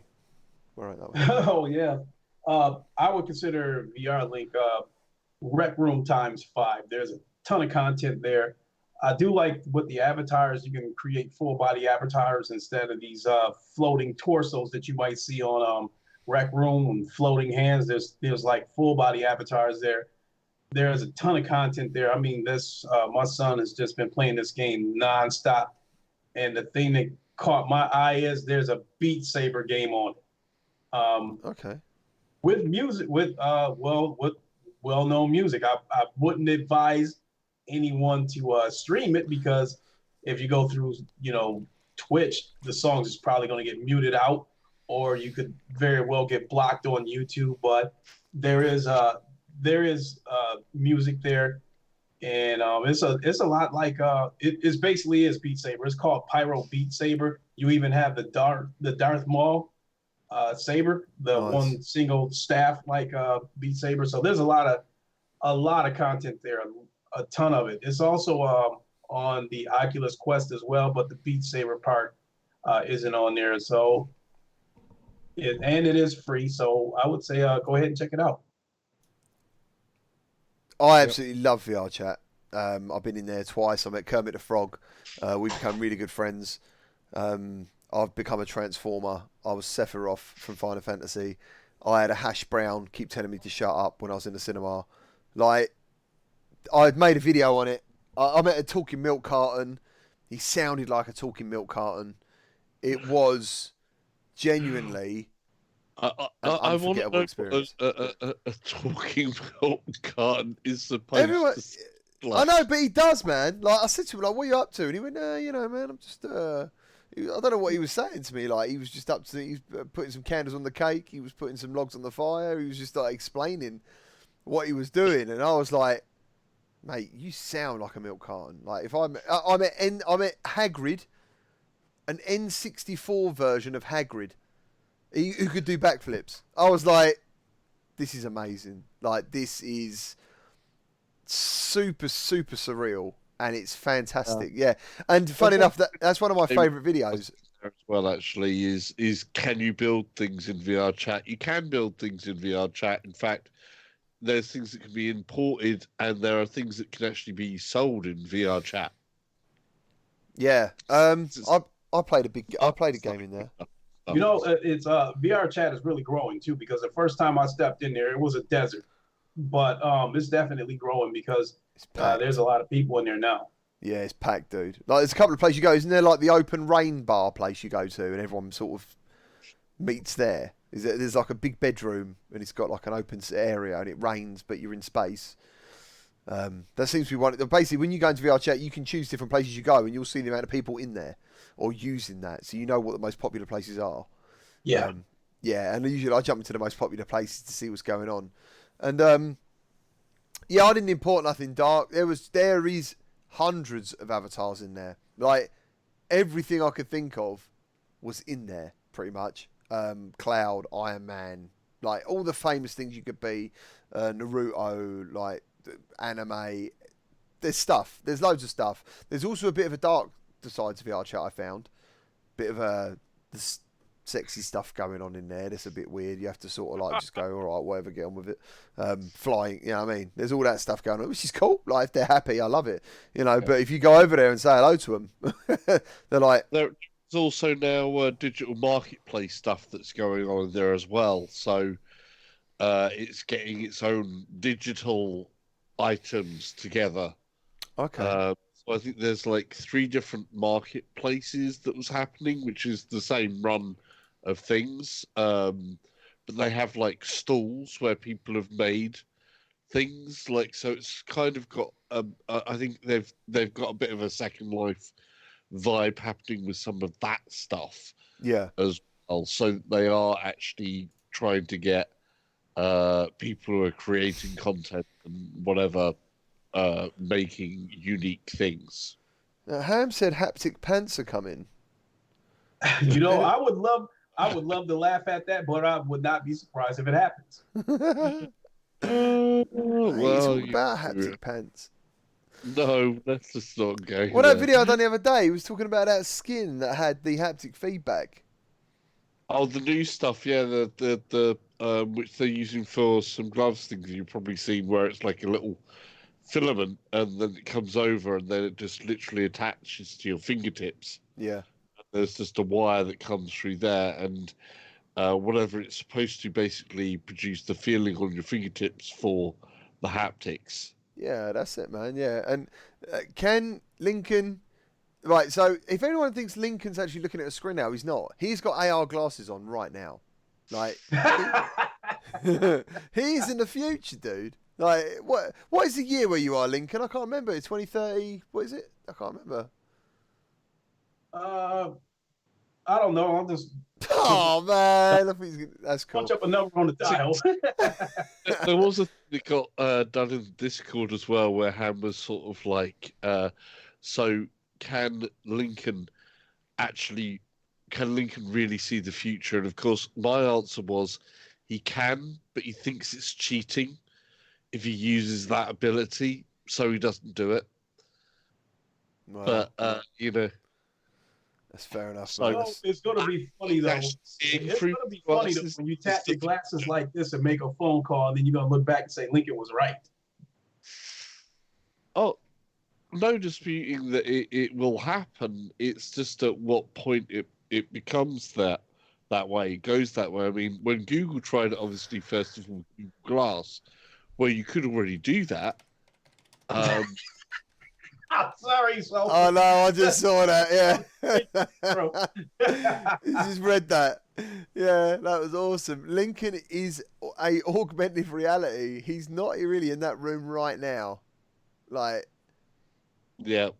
It's gonna happen. It's gonna happen 10 years from now. You're gonna be sitting there watching a ball game, and you can tap your glasses, make a phone call to me. Hey, you want to come on over, watch the game? I'm sitting right there next to you in augmented reality. That'd be so cozy. They're saying you've already seen Golem. You've already played it. Why are you pretending? Why are you holding out on us? Yeah, how was it, man? Was it all right? I wish. Well, oh, he just said it wasn't. Oh, hold on. I have to go back to the future and play it again and come back and tell you. That's what was wrong with the setup earlier, man. It weren't my broadband. It was the fact it was trying to reach Lincoln in the future, and it was just sending the bandwidth all over the place. We got Restream Botch. Phil's Babylon, how's it going, man? How you doing? You all right? So let's get to the another subject that has come up in all of our channels, I believe. Yeah. Oh, Dark said he's just seen your future review, Lincoln, because he said, and you gave it a 7 out of 10. Well, probably because it might be full of microtransactions, you know? Augmented realities with a bunch of microtransactions. Marty! Marty! So, let's try and get serious. We need to talk about the Oculus Link cable. You have got, let's say, a PC that is VR ready. You're all ready to go. Now, you got your money there. You got like your $400, $500.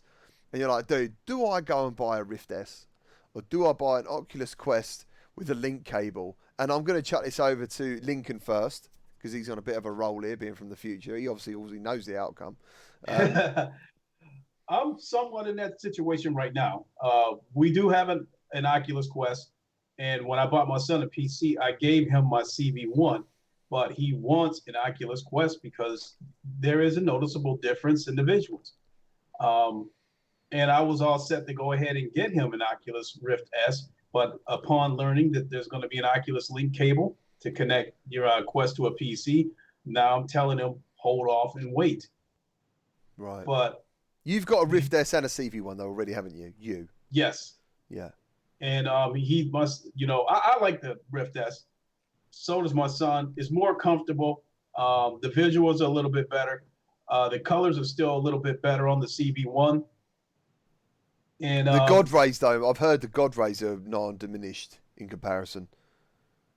If I were to use like Poker Stars, that game for an example, through the CV1, all that glare and all that stuff around the logo is just crazy. It's almost like looking at an eclipse or something. But it's still there on the Rift S, but not near as bad. Atomic Wasteland show that is correct. It is $80 for that for the Oculus Link cable. Yeah, I think it's $80. I think it's £80. So you're basically at a stalemate at the moment. You're holding off. Yes, you want to get your hands on the cable first. I just cannot recommend. Like, I would be stuck if someone said which direction should I go, because I would really be stuck, because it all depends on what they want out of it. If you want to be able to have VR on the go, then I would tell them to get the Quest, because now you're getting a 2-in-1. You're getting a Rift and you're getting VR on the go. But if you're looking at if you want visuals, then that's definitely have to wait and see. Yeah, so I've actually been giving people my answer. But go on, I'll hand you over to Salsa. Where are you on this thing, man?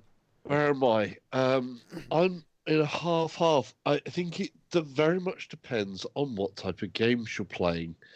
Because, yes, the Quest has, in terms of screen resolution, it's got the same resolution as a Vive Pro.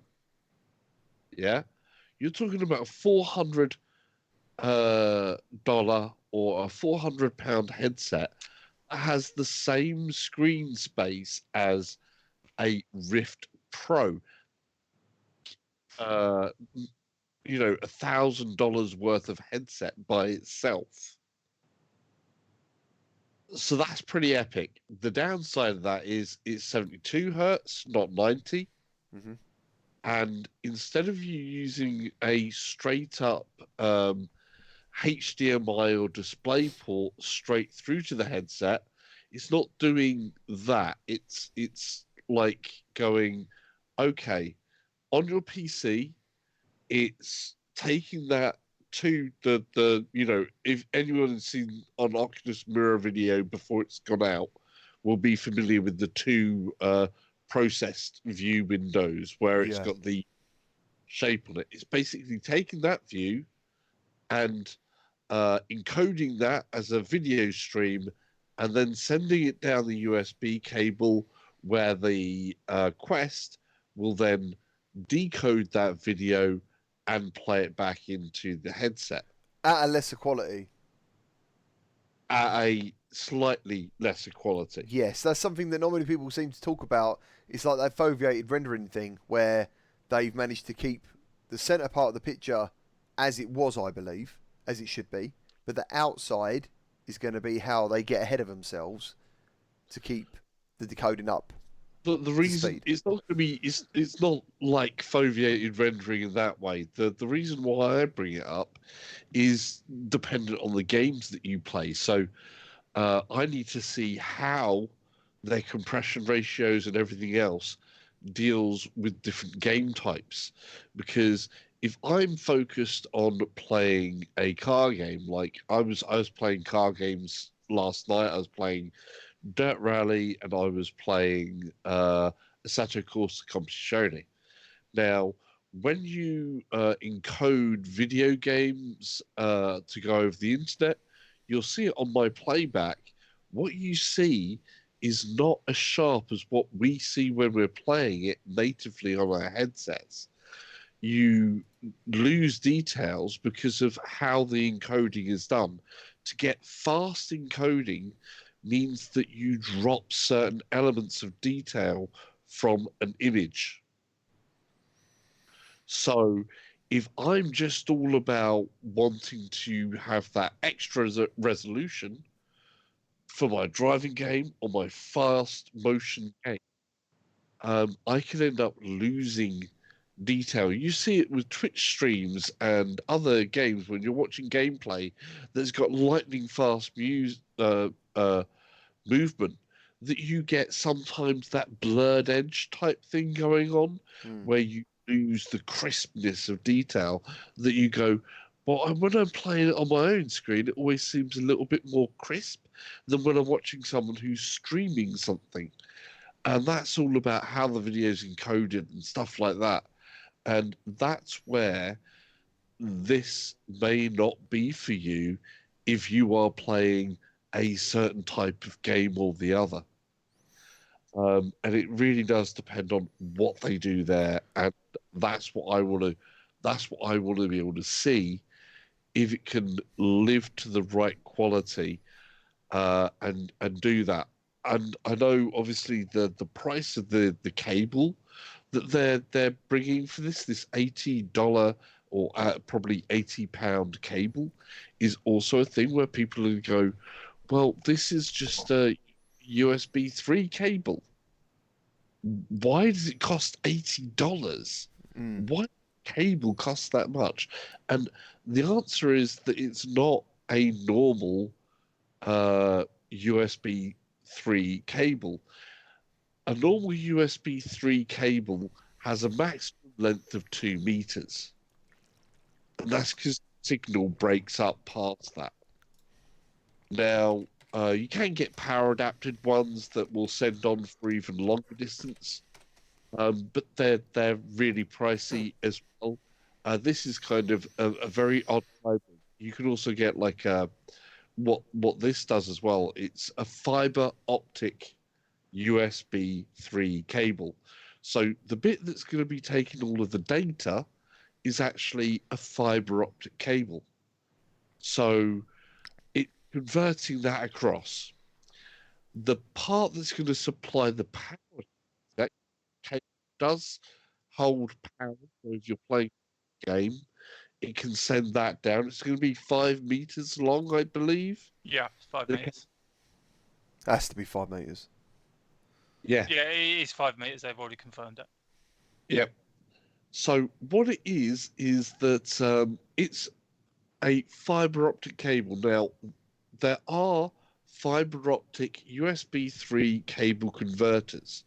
These things normally go for like $300+ and 300 odd quid. So that going for $80 or 80 quid as a 5 meter cable, almost added an extra meter. That would have been handy, but hey, there you go. That's what she said. Sorry. Yeah. That seems really good, and I'm just sort of like concerned over what certain games are going to look like, and also the comfort level in the headset. But if they can pull it off and it goes really, really well, and they do get the sharpness of the video right, so that you don't have some of the other issues that you sometimes find with encoding video and so on and so forth, then that would be really, really good. The other side is that in terms of PC performance, we all know this is like video game streamers, where we play a video game for VR, and we have our settings where we play offline, and then when you stream, it takes that much extra power on the PC side to send that out. So there's something I want to chuck in here, right, just for a minute, and we'll go through I'm going to hand this over to Nat in a second because he's in a different boat, but still something he's interested in.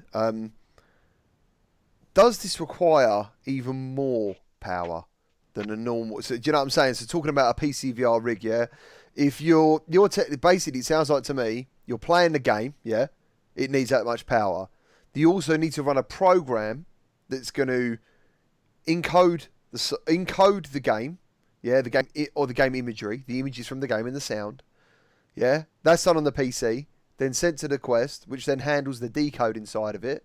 Does that now mean that your PC needs to be a little bit more powerful than what it was before? Well, the spec they've put out is the same as the low spec for the Oculus Rift S, which is the same as the low spec for the CV1. Okay. But I would say that, that's where I'm sort of like a little bit concerned on the low end side of people that will have the lower end, and that people with the real high end may be able to get better results. Fortunately, it's not going to be complicated like what we have to do with streaming. They're just going to have to plug it in and it'll recognize it as a Rift. That's all you'll have to do is you'll plug that cable in and it'll be like, hey, I've got a Rift plugged in. You don't need a load of other stuff. It just knows what it's got to do. But I'm sort of like, is it going to be a case where it may show a little bit on that lesser system? I mean, okay, you've got a reduced FPS that's going through to the Quest. It's going to be 72 FPS, not 80. 90, isn't it? No, see the Quest, the Rift S is 80. Oh, okay. Yeah. CV1, which is less resolution, is 1080p per eye, basically. That's our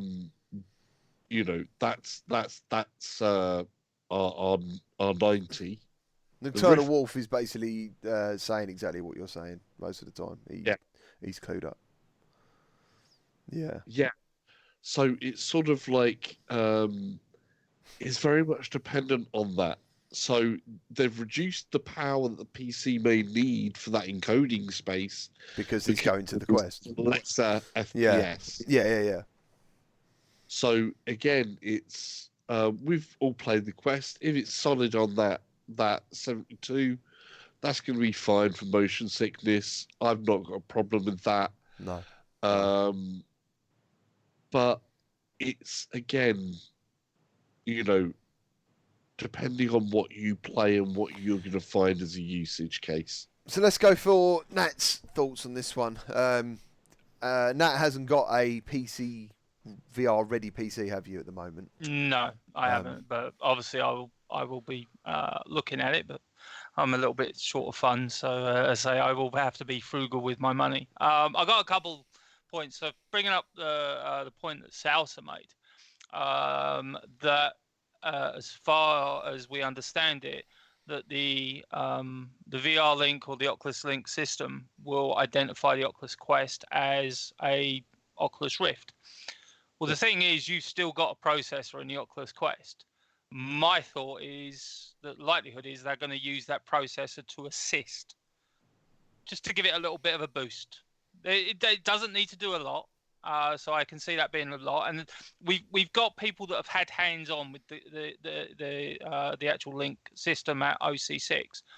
The general consensus is this thing does work. However, there is a hit in terms of the graphical fidelity. That was beta though, wasn't it? Still. It was, but it's going to be in beta when it launches in November. Yeah. And it's going to be in beta for a long time. I don't want people to think that in 6 months' time this is going to be released. This is going to definitely be a work in progress. There's going to be bugs. There's going to be annoyances when it launches in November. There's going to be crashes. There's going to be all kinds of things. People do need to be aware that there are going to be problems when it launches. It's beta. That's what the whole point of the beta is. It's to weed out those issues. You will buy a game and you will find that the game might not work as it should. So, like I say, I'll move on. In terms of getting back to what was the question that you posed originally, should you buy an Oculus Quest or should you buy an Oculus Rift S? Now, I gave this answer last week, especially to Lincoln. It's a wait and see. It buys people time to decide what they want to do. However, in one very specific case, I will say 100% that person should buy an Oculus Quest. And this will actually relate to Palmer Luckey, the inventor of Oculus. Oculus Quest has a manual IPD adjustment. Oculus Rift S doesn't. It's actually something I didn't actually think about until a couple of days ago. Oculus Rift S, and Palmer Luckey admitted this, there are people that will not be able to use an Oculus Rift S because they've gone for an automatic IPD adjustment. They will be fine with an Oculus Quest because it has a manual one, or they'll have to get the CV1 headset. So if you are actually thinking about an Oculus Rift S, an Oculus Quest, unfortunately, it doesn't get that simple. You're going to have to find somewhere to go and find and try an Oculus Rift S out. Make a small correction there. The IPD for the Rift S is not automatic; it's software based, is what that was meaning to say. Okay. So it's the same as like a PlayStation VR, where you go. You said it yourself. This is my IP. Yeah. You say that. But there will be people that can't use Oculus Rift S. Even Oculus came out and admitted that when it came out that there are certain people that can use the CV1 that can't use the Rift S. Palmer Luckey actually came out, and the reason I mentioned him is he came out and said, boy, have Oculus screwed up here, because I can use a CV1. I cannot. I actually fall in the range of people that cannot use the Oculus Rift S. So I'm pretty sure that Mike VR Oasis said his IPD measurement was that outside of the Rift S. Yeah, he uses Rift S all the time and it's fine. It depends on what his adjustment might be slightly out, so he can kind of. Yeah, I don't know. Compensate, but from what I understand, if your IPD is out of the Oculus Rift S, that's going to cause problems for you. But that would be the only time at the moment. Let's be honest, we're not going to know until people get hands on. You guys are actually going to be in a much more advantageous position, all three of you, because you already have an Oculus Rift, whether it's a CV1 or it's a Rift S. So you will be able to think. For me, I'm just going to have a Rift S. And the one thing I noticed on my chat and comment section was, yeah, but the graphics aren't going to be that good. And it's like, you do understand I've got an Oculus Quest at the moment, and I'm going to be running PC games into it. So graphically, I'm going to get an upgrade. I'm going to get a boost no matter what. So that sort of point never made it. But as I said, really, I think it's a wait and see. It is beta. It's going to be buggy. They'll try and make it as solid as possible, because if it comes out and it's really buggy, it's going to get a bad rap. But to be honest, the amount of people I think that would utilize it isn't huge. But it could be something that moves forward. Like I say, without seeing it, without trying it, as Salsa said, you got to try it with different games. And the biggest issue that we've got, and I know you got the little covers and things like that, is the comfort issue. The comfort, even with what you do with the Oculus Quest, there is still going to be a comfort issue. That is a lot more comfortable in an Oculus Rift S than it is with an Oculus Quest, with adding certain things on it. So again, I agree with Sal. So the type of game that you're going to go for will be a big factor. How long you're going to play for will be a factor. Like for me, if I'm lucky, I'll have maybe 2-3 hours that I can play something. So for me, again, an Oculus Quest is a perfect solution.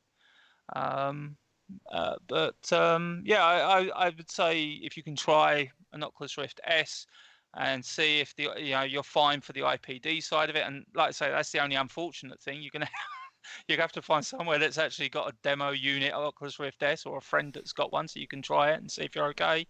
And if you happen to find that your IPD setting falls outside the Oculus Rift S, you can take a chance and hopefully you'll be okay.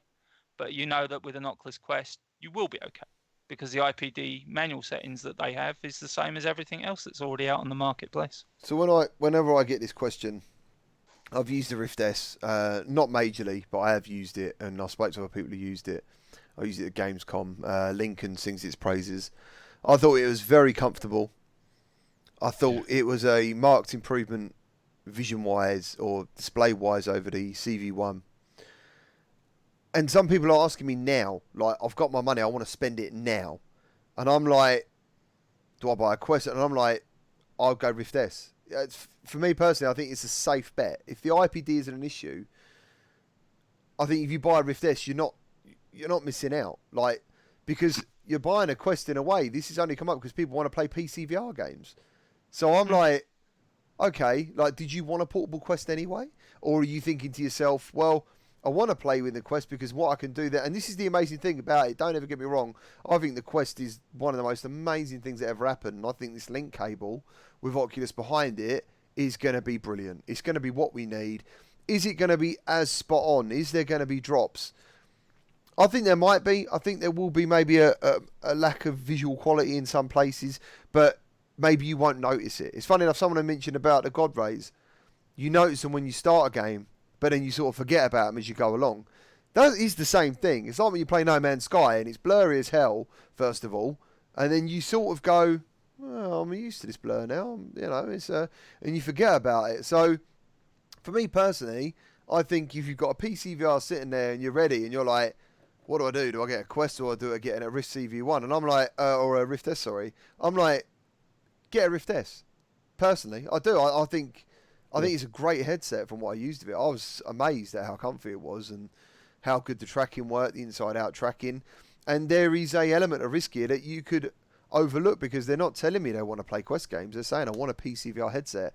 But I'm sort of thinking, dude, where do I sit? So, I don't know, man. I mean, it is a difficult one because, and also add to it, none of us have used it on this program. None of us used the link cable. We're all waiting to try it. Yep. And if you can wait. But if you can't wait, I'd then go for the safe option. I'd go, I'm going to get a CV1 or a Rift S. So. Nocturnal Wolf brings up another thing as well. The he's thing pretty cool. If you actually have any need at all for system portability as well, then there is only one choice, and that is to go for a Quest. Yeah, absolutely. That is the most portable thing. the other thing that somebody else was saying about in IPD, even when you have mechanical IPD, there is a lower and upper limit to mechanical IPD as well. It's not the sky's the limit. Yeah. It's that the software-based ones tend to be a lower range of than the full mechanical ones, because these lenses are Fresnel lenses as well, so they have a sweet spot, and that God rays problem and focus problem and color abrasion problem with Fresnel lenses, if you're outside of the sweet spot, becomes a magnified problem. Can we just agree as well? Like, one of the reasons that I don't recommend the Quest as well for someone, because I could play a PC VR game for 8 hours. Yeah. Yeah. I could be in there for hours. The Quest out of the box is the most uncomfortable headset I've ever used. Personally, that's what I think. I do, and I love it. I'm not saying it, but there's a reason that we spent half hour earlier talking about. Use the Vive. Oh right, yeah. Yeah, I definitely have to agree with that. Like, I do play the Quest in short bursts. I probably don't play it more than a half an hour, 45 minutes at a time. Yeah, it's a killer for me. Like, honestly, when I got it, and it is all subjective because it all comes down to the shape of your head. Everyone's heads are different completely. So, like, when I wear my Quest, and it was funny that Lincoln said that, my cheekbones are quite high, so it literally sits right on there. Oh, and it's, you know what I mean? And funny enough, it's like the PlayStation for me makes me feel like I've got a cold. It's sort of like I'll play it and all of a sudden I'm sniffing because I can feel those plastic or rubber flaps on my nose. So I'm like, okay. The Rift actually, CV1 for me is the most comfortable headset yet because it's very light. There's no electronics in it like the Quest. And there's a reason that this stuff is doing well. You know, not to mention, I'm not trying to make money or anything, but that affiliate link that I put up, I got a lot of emails about it. People were buying this stuff, you know, and I was thinking to myself, damn, that actually sort of says, like, this headset is quite comfortable. People are looking to make it more comfortable in some way. And I'm not saying we haven't got there. Like, you know, the Frankenquest is a thing. There's people out there making videos on the Frankenquest. Why? Because it's uncomfortable. Like, there's a reason that it's all there. You know, there's no smoke without fire, man. It's the Frankenquest is quite an expensive. Yeah, it's 130 quid, I think it was, for that. And the position of the Quest puts me in no man's land because my cheekbones are right up under my eyes, and the Quest sits right on the cheekbone. If I try to move it up, it's like right up under my eyelid and squinching my eyes closed. If I bring it down, then it's right on top of my nose, you know, pinching my nose, making it difficult to breathe. So that is right. The Quest falls right in that spot where it's the most uncomfortable. Yeah. And do you know, when you get and that's what I'm trying to say, this is my thing, is that when I play PC VR games, I'm in there for a long time. And I can be in there for a long time. Would I want to wear a Quest currently out of the box for 8 hours? No. It would ruin me. Like, I'd be in pain. Honest, I would be in pain. And do you know what? In a way, it's a bit of a thing because this is an amazing bit of tech. I can't believe this exists. In a way, I can't believe we've got it. Yeah, it's incredible. You can't. But I do have to ask, like, should they have made the Quest like the Rift S in terms of its design? Because the Halo design of the Rift S is very comfortable. It's the PlayStation design, isn't it? Yeah, and then you can slide the lenses forward or backwards, so that takes pressure off your face too. Yeah. Well, Facebook came out and said they wanted it, the Oculus Quest, to be a shoebox design. Yeah. As Salsa was saying, it's all about the portability. Let's be honest, if you're going to take your VR headset around to a friend's, do you want to take your PC and the Oculus Rift S around to a friend's? Do you want to disconnect your PlayStation 4 and the PSVR headset around to a friend's? No. Well, I've done that once. I took my PSVR headset. Luckily, the guy already had a PS4, but I literally took my PSVR headset. And the one thing I remember when I was walking home with it is never again. I ain't ever doing this again. It was a pain in the backside. The Quest is literally what they said it is. It's a shoebox design, really easy to take anywhere and go. But it all comes down to the games. I mean, even when I will upgrade my laptop, I will most probably go with a laptop again because it comes down to space for me. So I know there's going to be hits for that. But I'm not going to use Oculus Link for every PC VR game. There are very specific games. Asgard's Wrath I'm interested in. Stormland I'm interested in. Lone Echo 1 and 2 I'm interested. Yeah. And Medal of Honor I'm interested in. I've already got more games than I'm able to play. Yeah. I don't need another 150 games to be able to play at any given time that just sit on my computer.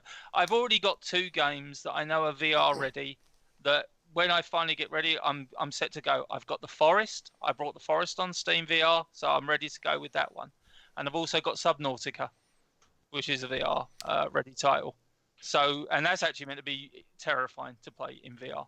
Yeah, but you do to use a gamepad with that, which is really, really, really annoying because it just wrecked the immersion for me. Just have to add that. Yeah, no, on top of that, it doesn't work with the PlayStation gamepad, even though it says it does. I just want to add, right, so another thing, I'm always trying to sell VR, all the time, at work, whatever, people I talk to, I'm always like, dude, have you played VR? Have you played it? Most of them go, yeah, I'm playing Fortnite. You know, okay. The PSVR, right, people who have bought PSVR don't play it, yeah, because they're not. Maybe they didn't get the bug. They done that thing where it's the honeymoon period. They play it and they go, this is amazing. I'm gonna get all my friends around there gonna play it. We're gonna watch a bit of porn. We're gonna do something like, and they're like, wow, this is brilliant. And everyone walks away again, and they might not come back. But that PSVR will sit there, not doing anything, and the reason I hear this stuff is because they don't want to set it up. Most of the time, they can't be bothered. They know they've got to sit in a certain place. They've got to get the camera there. They've got to get everything right and ready and all that thing. And that is why this is here. To me, this is what this does. This is to bring you into virtual reality as quick as possible, pretty much anywhere, and it's done. Like, and you know, like as you said about earlier, when my dad come round, he was like, I was talking to someone, I was like, yeah, just stay here, get your cup of tea, I'll bring it to you. He played it there. He set up the Guardian. You're good to go. This is amazing. This is what's bringing people into virtual reality. And that is why you've seen a sudden growth in channels and people and awareness of virtual reality, because that's what this is doing. And this will outsell, I think, most headsets. And I think, or it has, or it will. I don't know if it's on the PlayStation VR yet. Why it hasn't outsold, but it is why they are selling basically as fast as they make them. Okay. Well, all you got to do is look at the amount of money that Oculus, as I say, when literally one of the first things, because obviously OC6 is a developer conference. They're focusing on, hey guys, you need to make games for us because look how much money you can make. And so, what was the first thing that Mark Zuckerberg said? In the 3 years that we've been running the Oculus Store, we've sold over $100 million worth of content through the Oculus Store. In the 4 months, 4 months, mind you, 4 months since the Oculus Quest launch, 20, not an extra 20 million, 20 million of that 100 million is Oculus Quest content that has sold. That gives you some idea. Not only are people buying the Oculus Quest, they're buying lots of content for it. John Carmack came out and said it is their most retention headset. Not that people are holding on to the headset, but they keep coming back to it. They haven't seen numbers like it. Even on the Oculus Rift, they haven't seen numbers of the amount of people that have bought the Quest and have gone back to it. And as GT pointed out perfectly, it is the simplicity of it. Yeah. You know, we thought PlayStation VR was really simple to set up.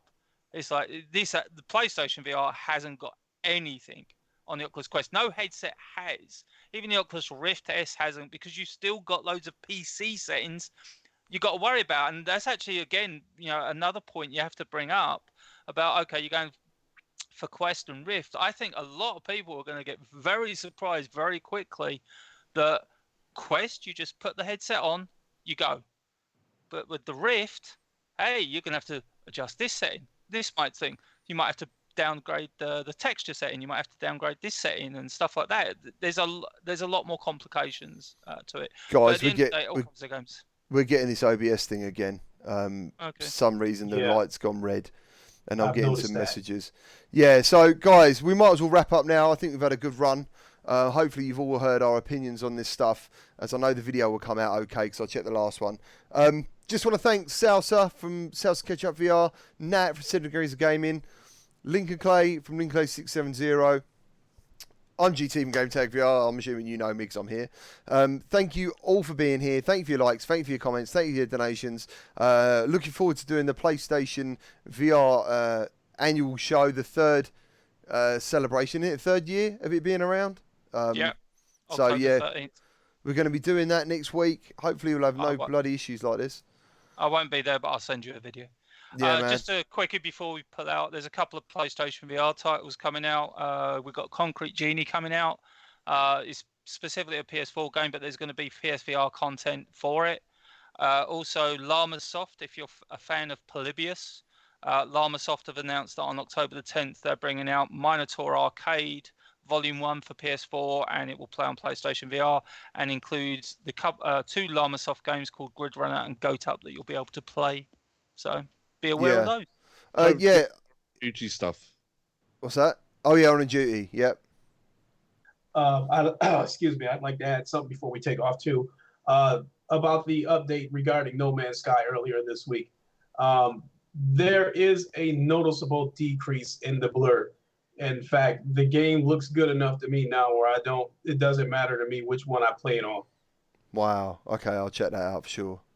So don't get me wrong, PC still looks noticeably better, but the PlayStation VR version of it still looks clean enough now that it's a situation where, okay, if I'm already playing something on the PlayStation VR, it's no big deal for me to jump over to No Man's Sky.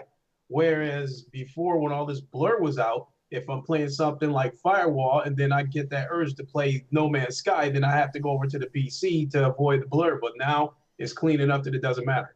Yeah, man. Yeah, absolutely. Mark Ledson, thank you. I didn't see you in the chat earlier, dude. Everyone else, hoping the video, it's still red, but it's saying in like a decent upload speed at the moment. Everyone, yeah, so Bitey said, get the Vive Audio strap. Skippy PSVR. Just to state, yeah, you say about, it's fine for me with PSVR. I use PSVR all the time. My PSVR set up, it's not that. It's not, I'm talking about enthusiasts, yeah? If for the standard person to come off the street, that is just what I'm saying. Most people I know at work have bought a PSVR, but they don't use it. That's the thing. They just go, oh, I've got one, I just don't use it because, you know, I've got to sit there. I'm just saying what they're saying. What the Quest will do is what it's bringing. It's literally such an easy way to show VR off and then get to that next level. That's what I think will happen. You try the Quest, you think this is amazing. What's next? That's what, you know what I mean? Like you look at Stormlands, Asgard's Wrath. You look at these Iron Man VR. You look at other systems, other games as well, because it's a brilliant step into what we've got. Agree. That's what I'm basically trying to say. So, Thank you guys. Thank you for anyone who's just, we had a lot of subscribers. Thank you, Cole. Aspire One, Skippy was saying, yeah, man. I'm going to talk to the guys. We'll try and get them on the show. We'll have a little bit of live 10-minute, 15-minute discussion with them. In fact, we might have to single that one out as an Aspire One show, maybe, for 40, 50 minutes. It won't hurt. We might be able to pre-record it and put it out afterwards, you know, something like that. I don't know, we'll sort something out. But thank you guys, really appreciate it. As I said, I apologise about the technical difficulties today. Suddenly it's just happened. I don't really understand it at all. I have no idea. So yeah, no worries. Yeah, cheers guys, thank you ever so much. Look after yourselves. Everybody. Enjoy the rest of your weekend.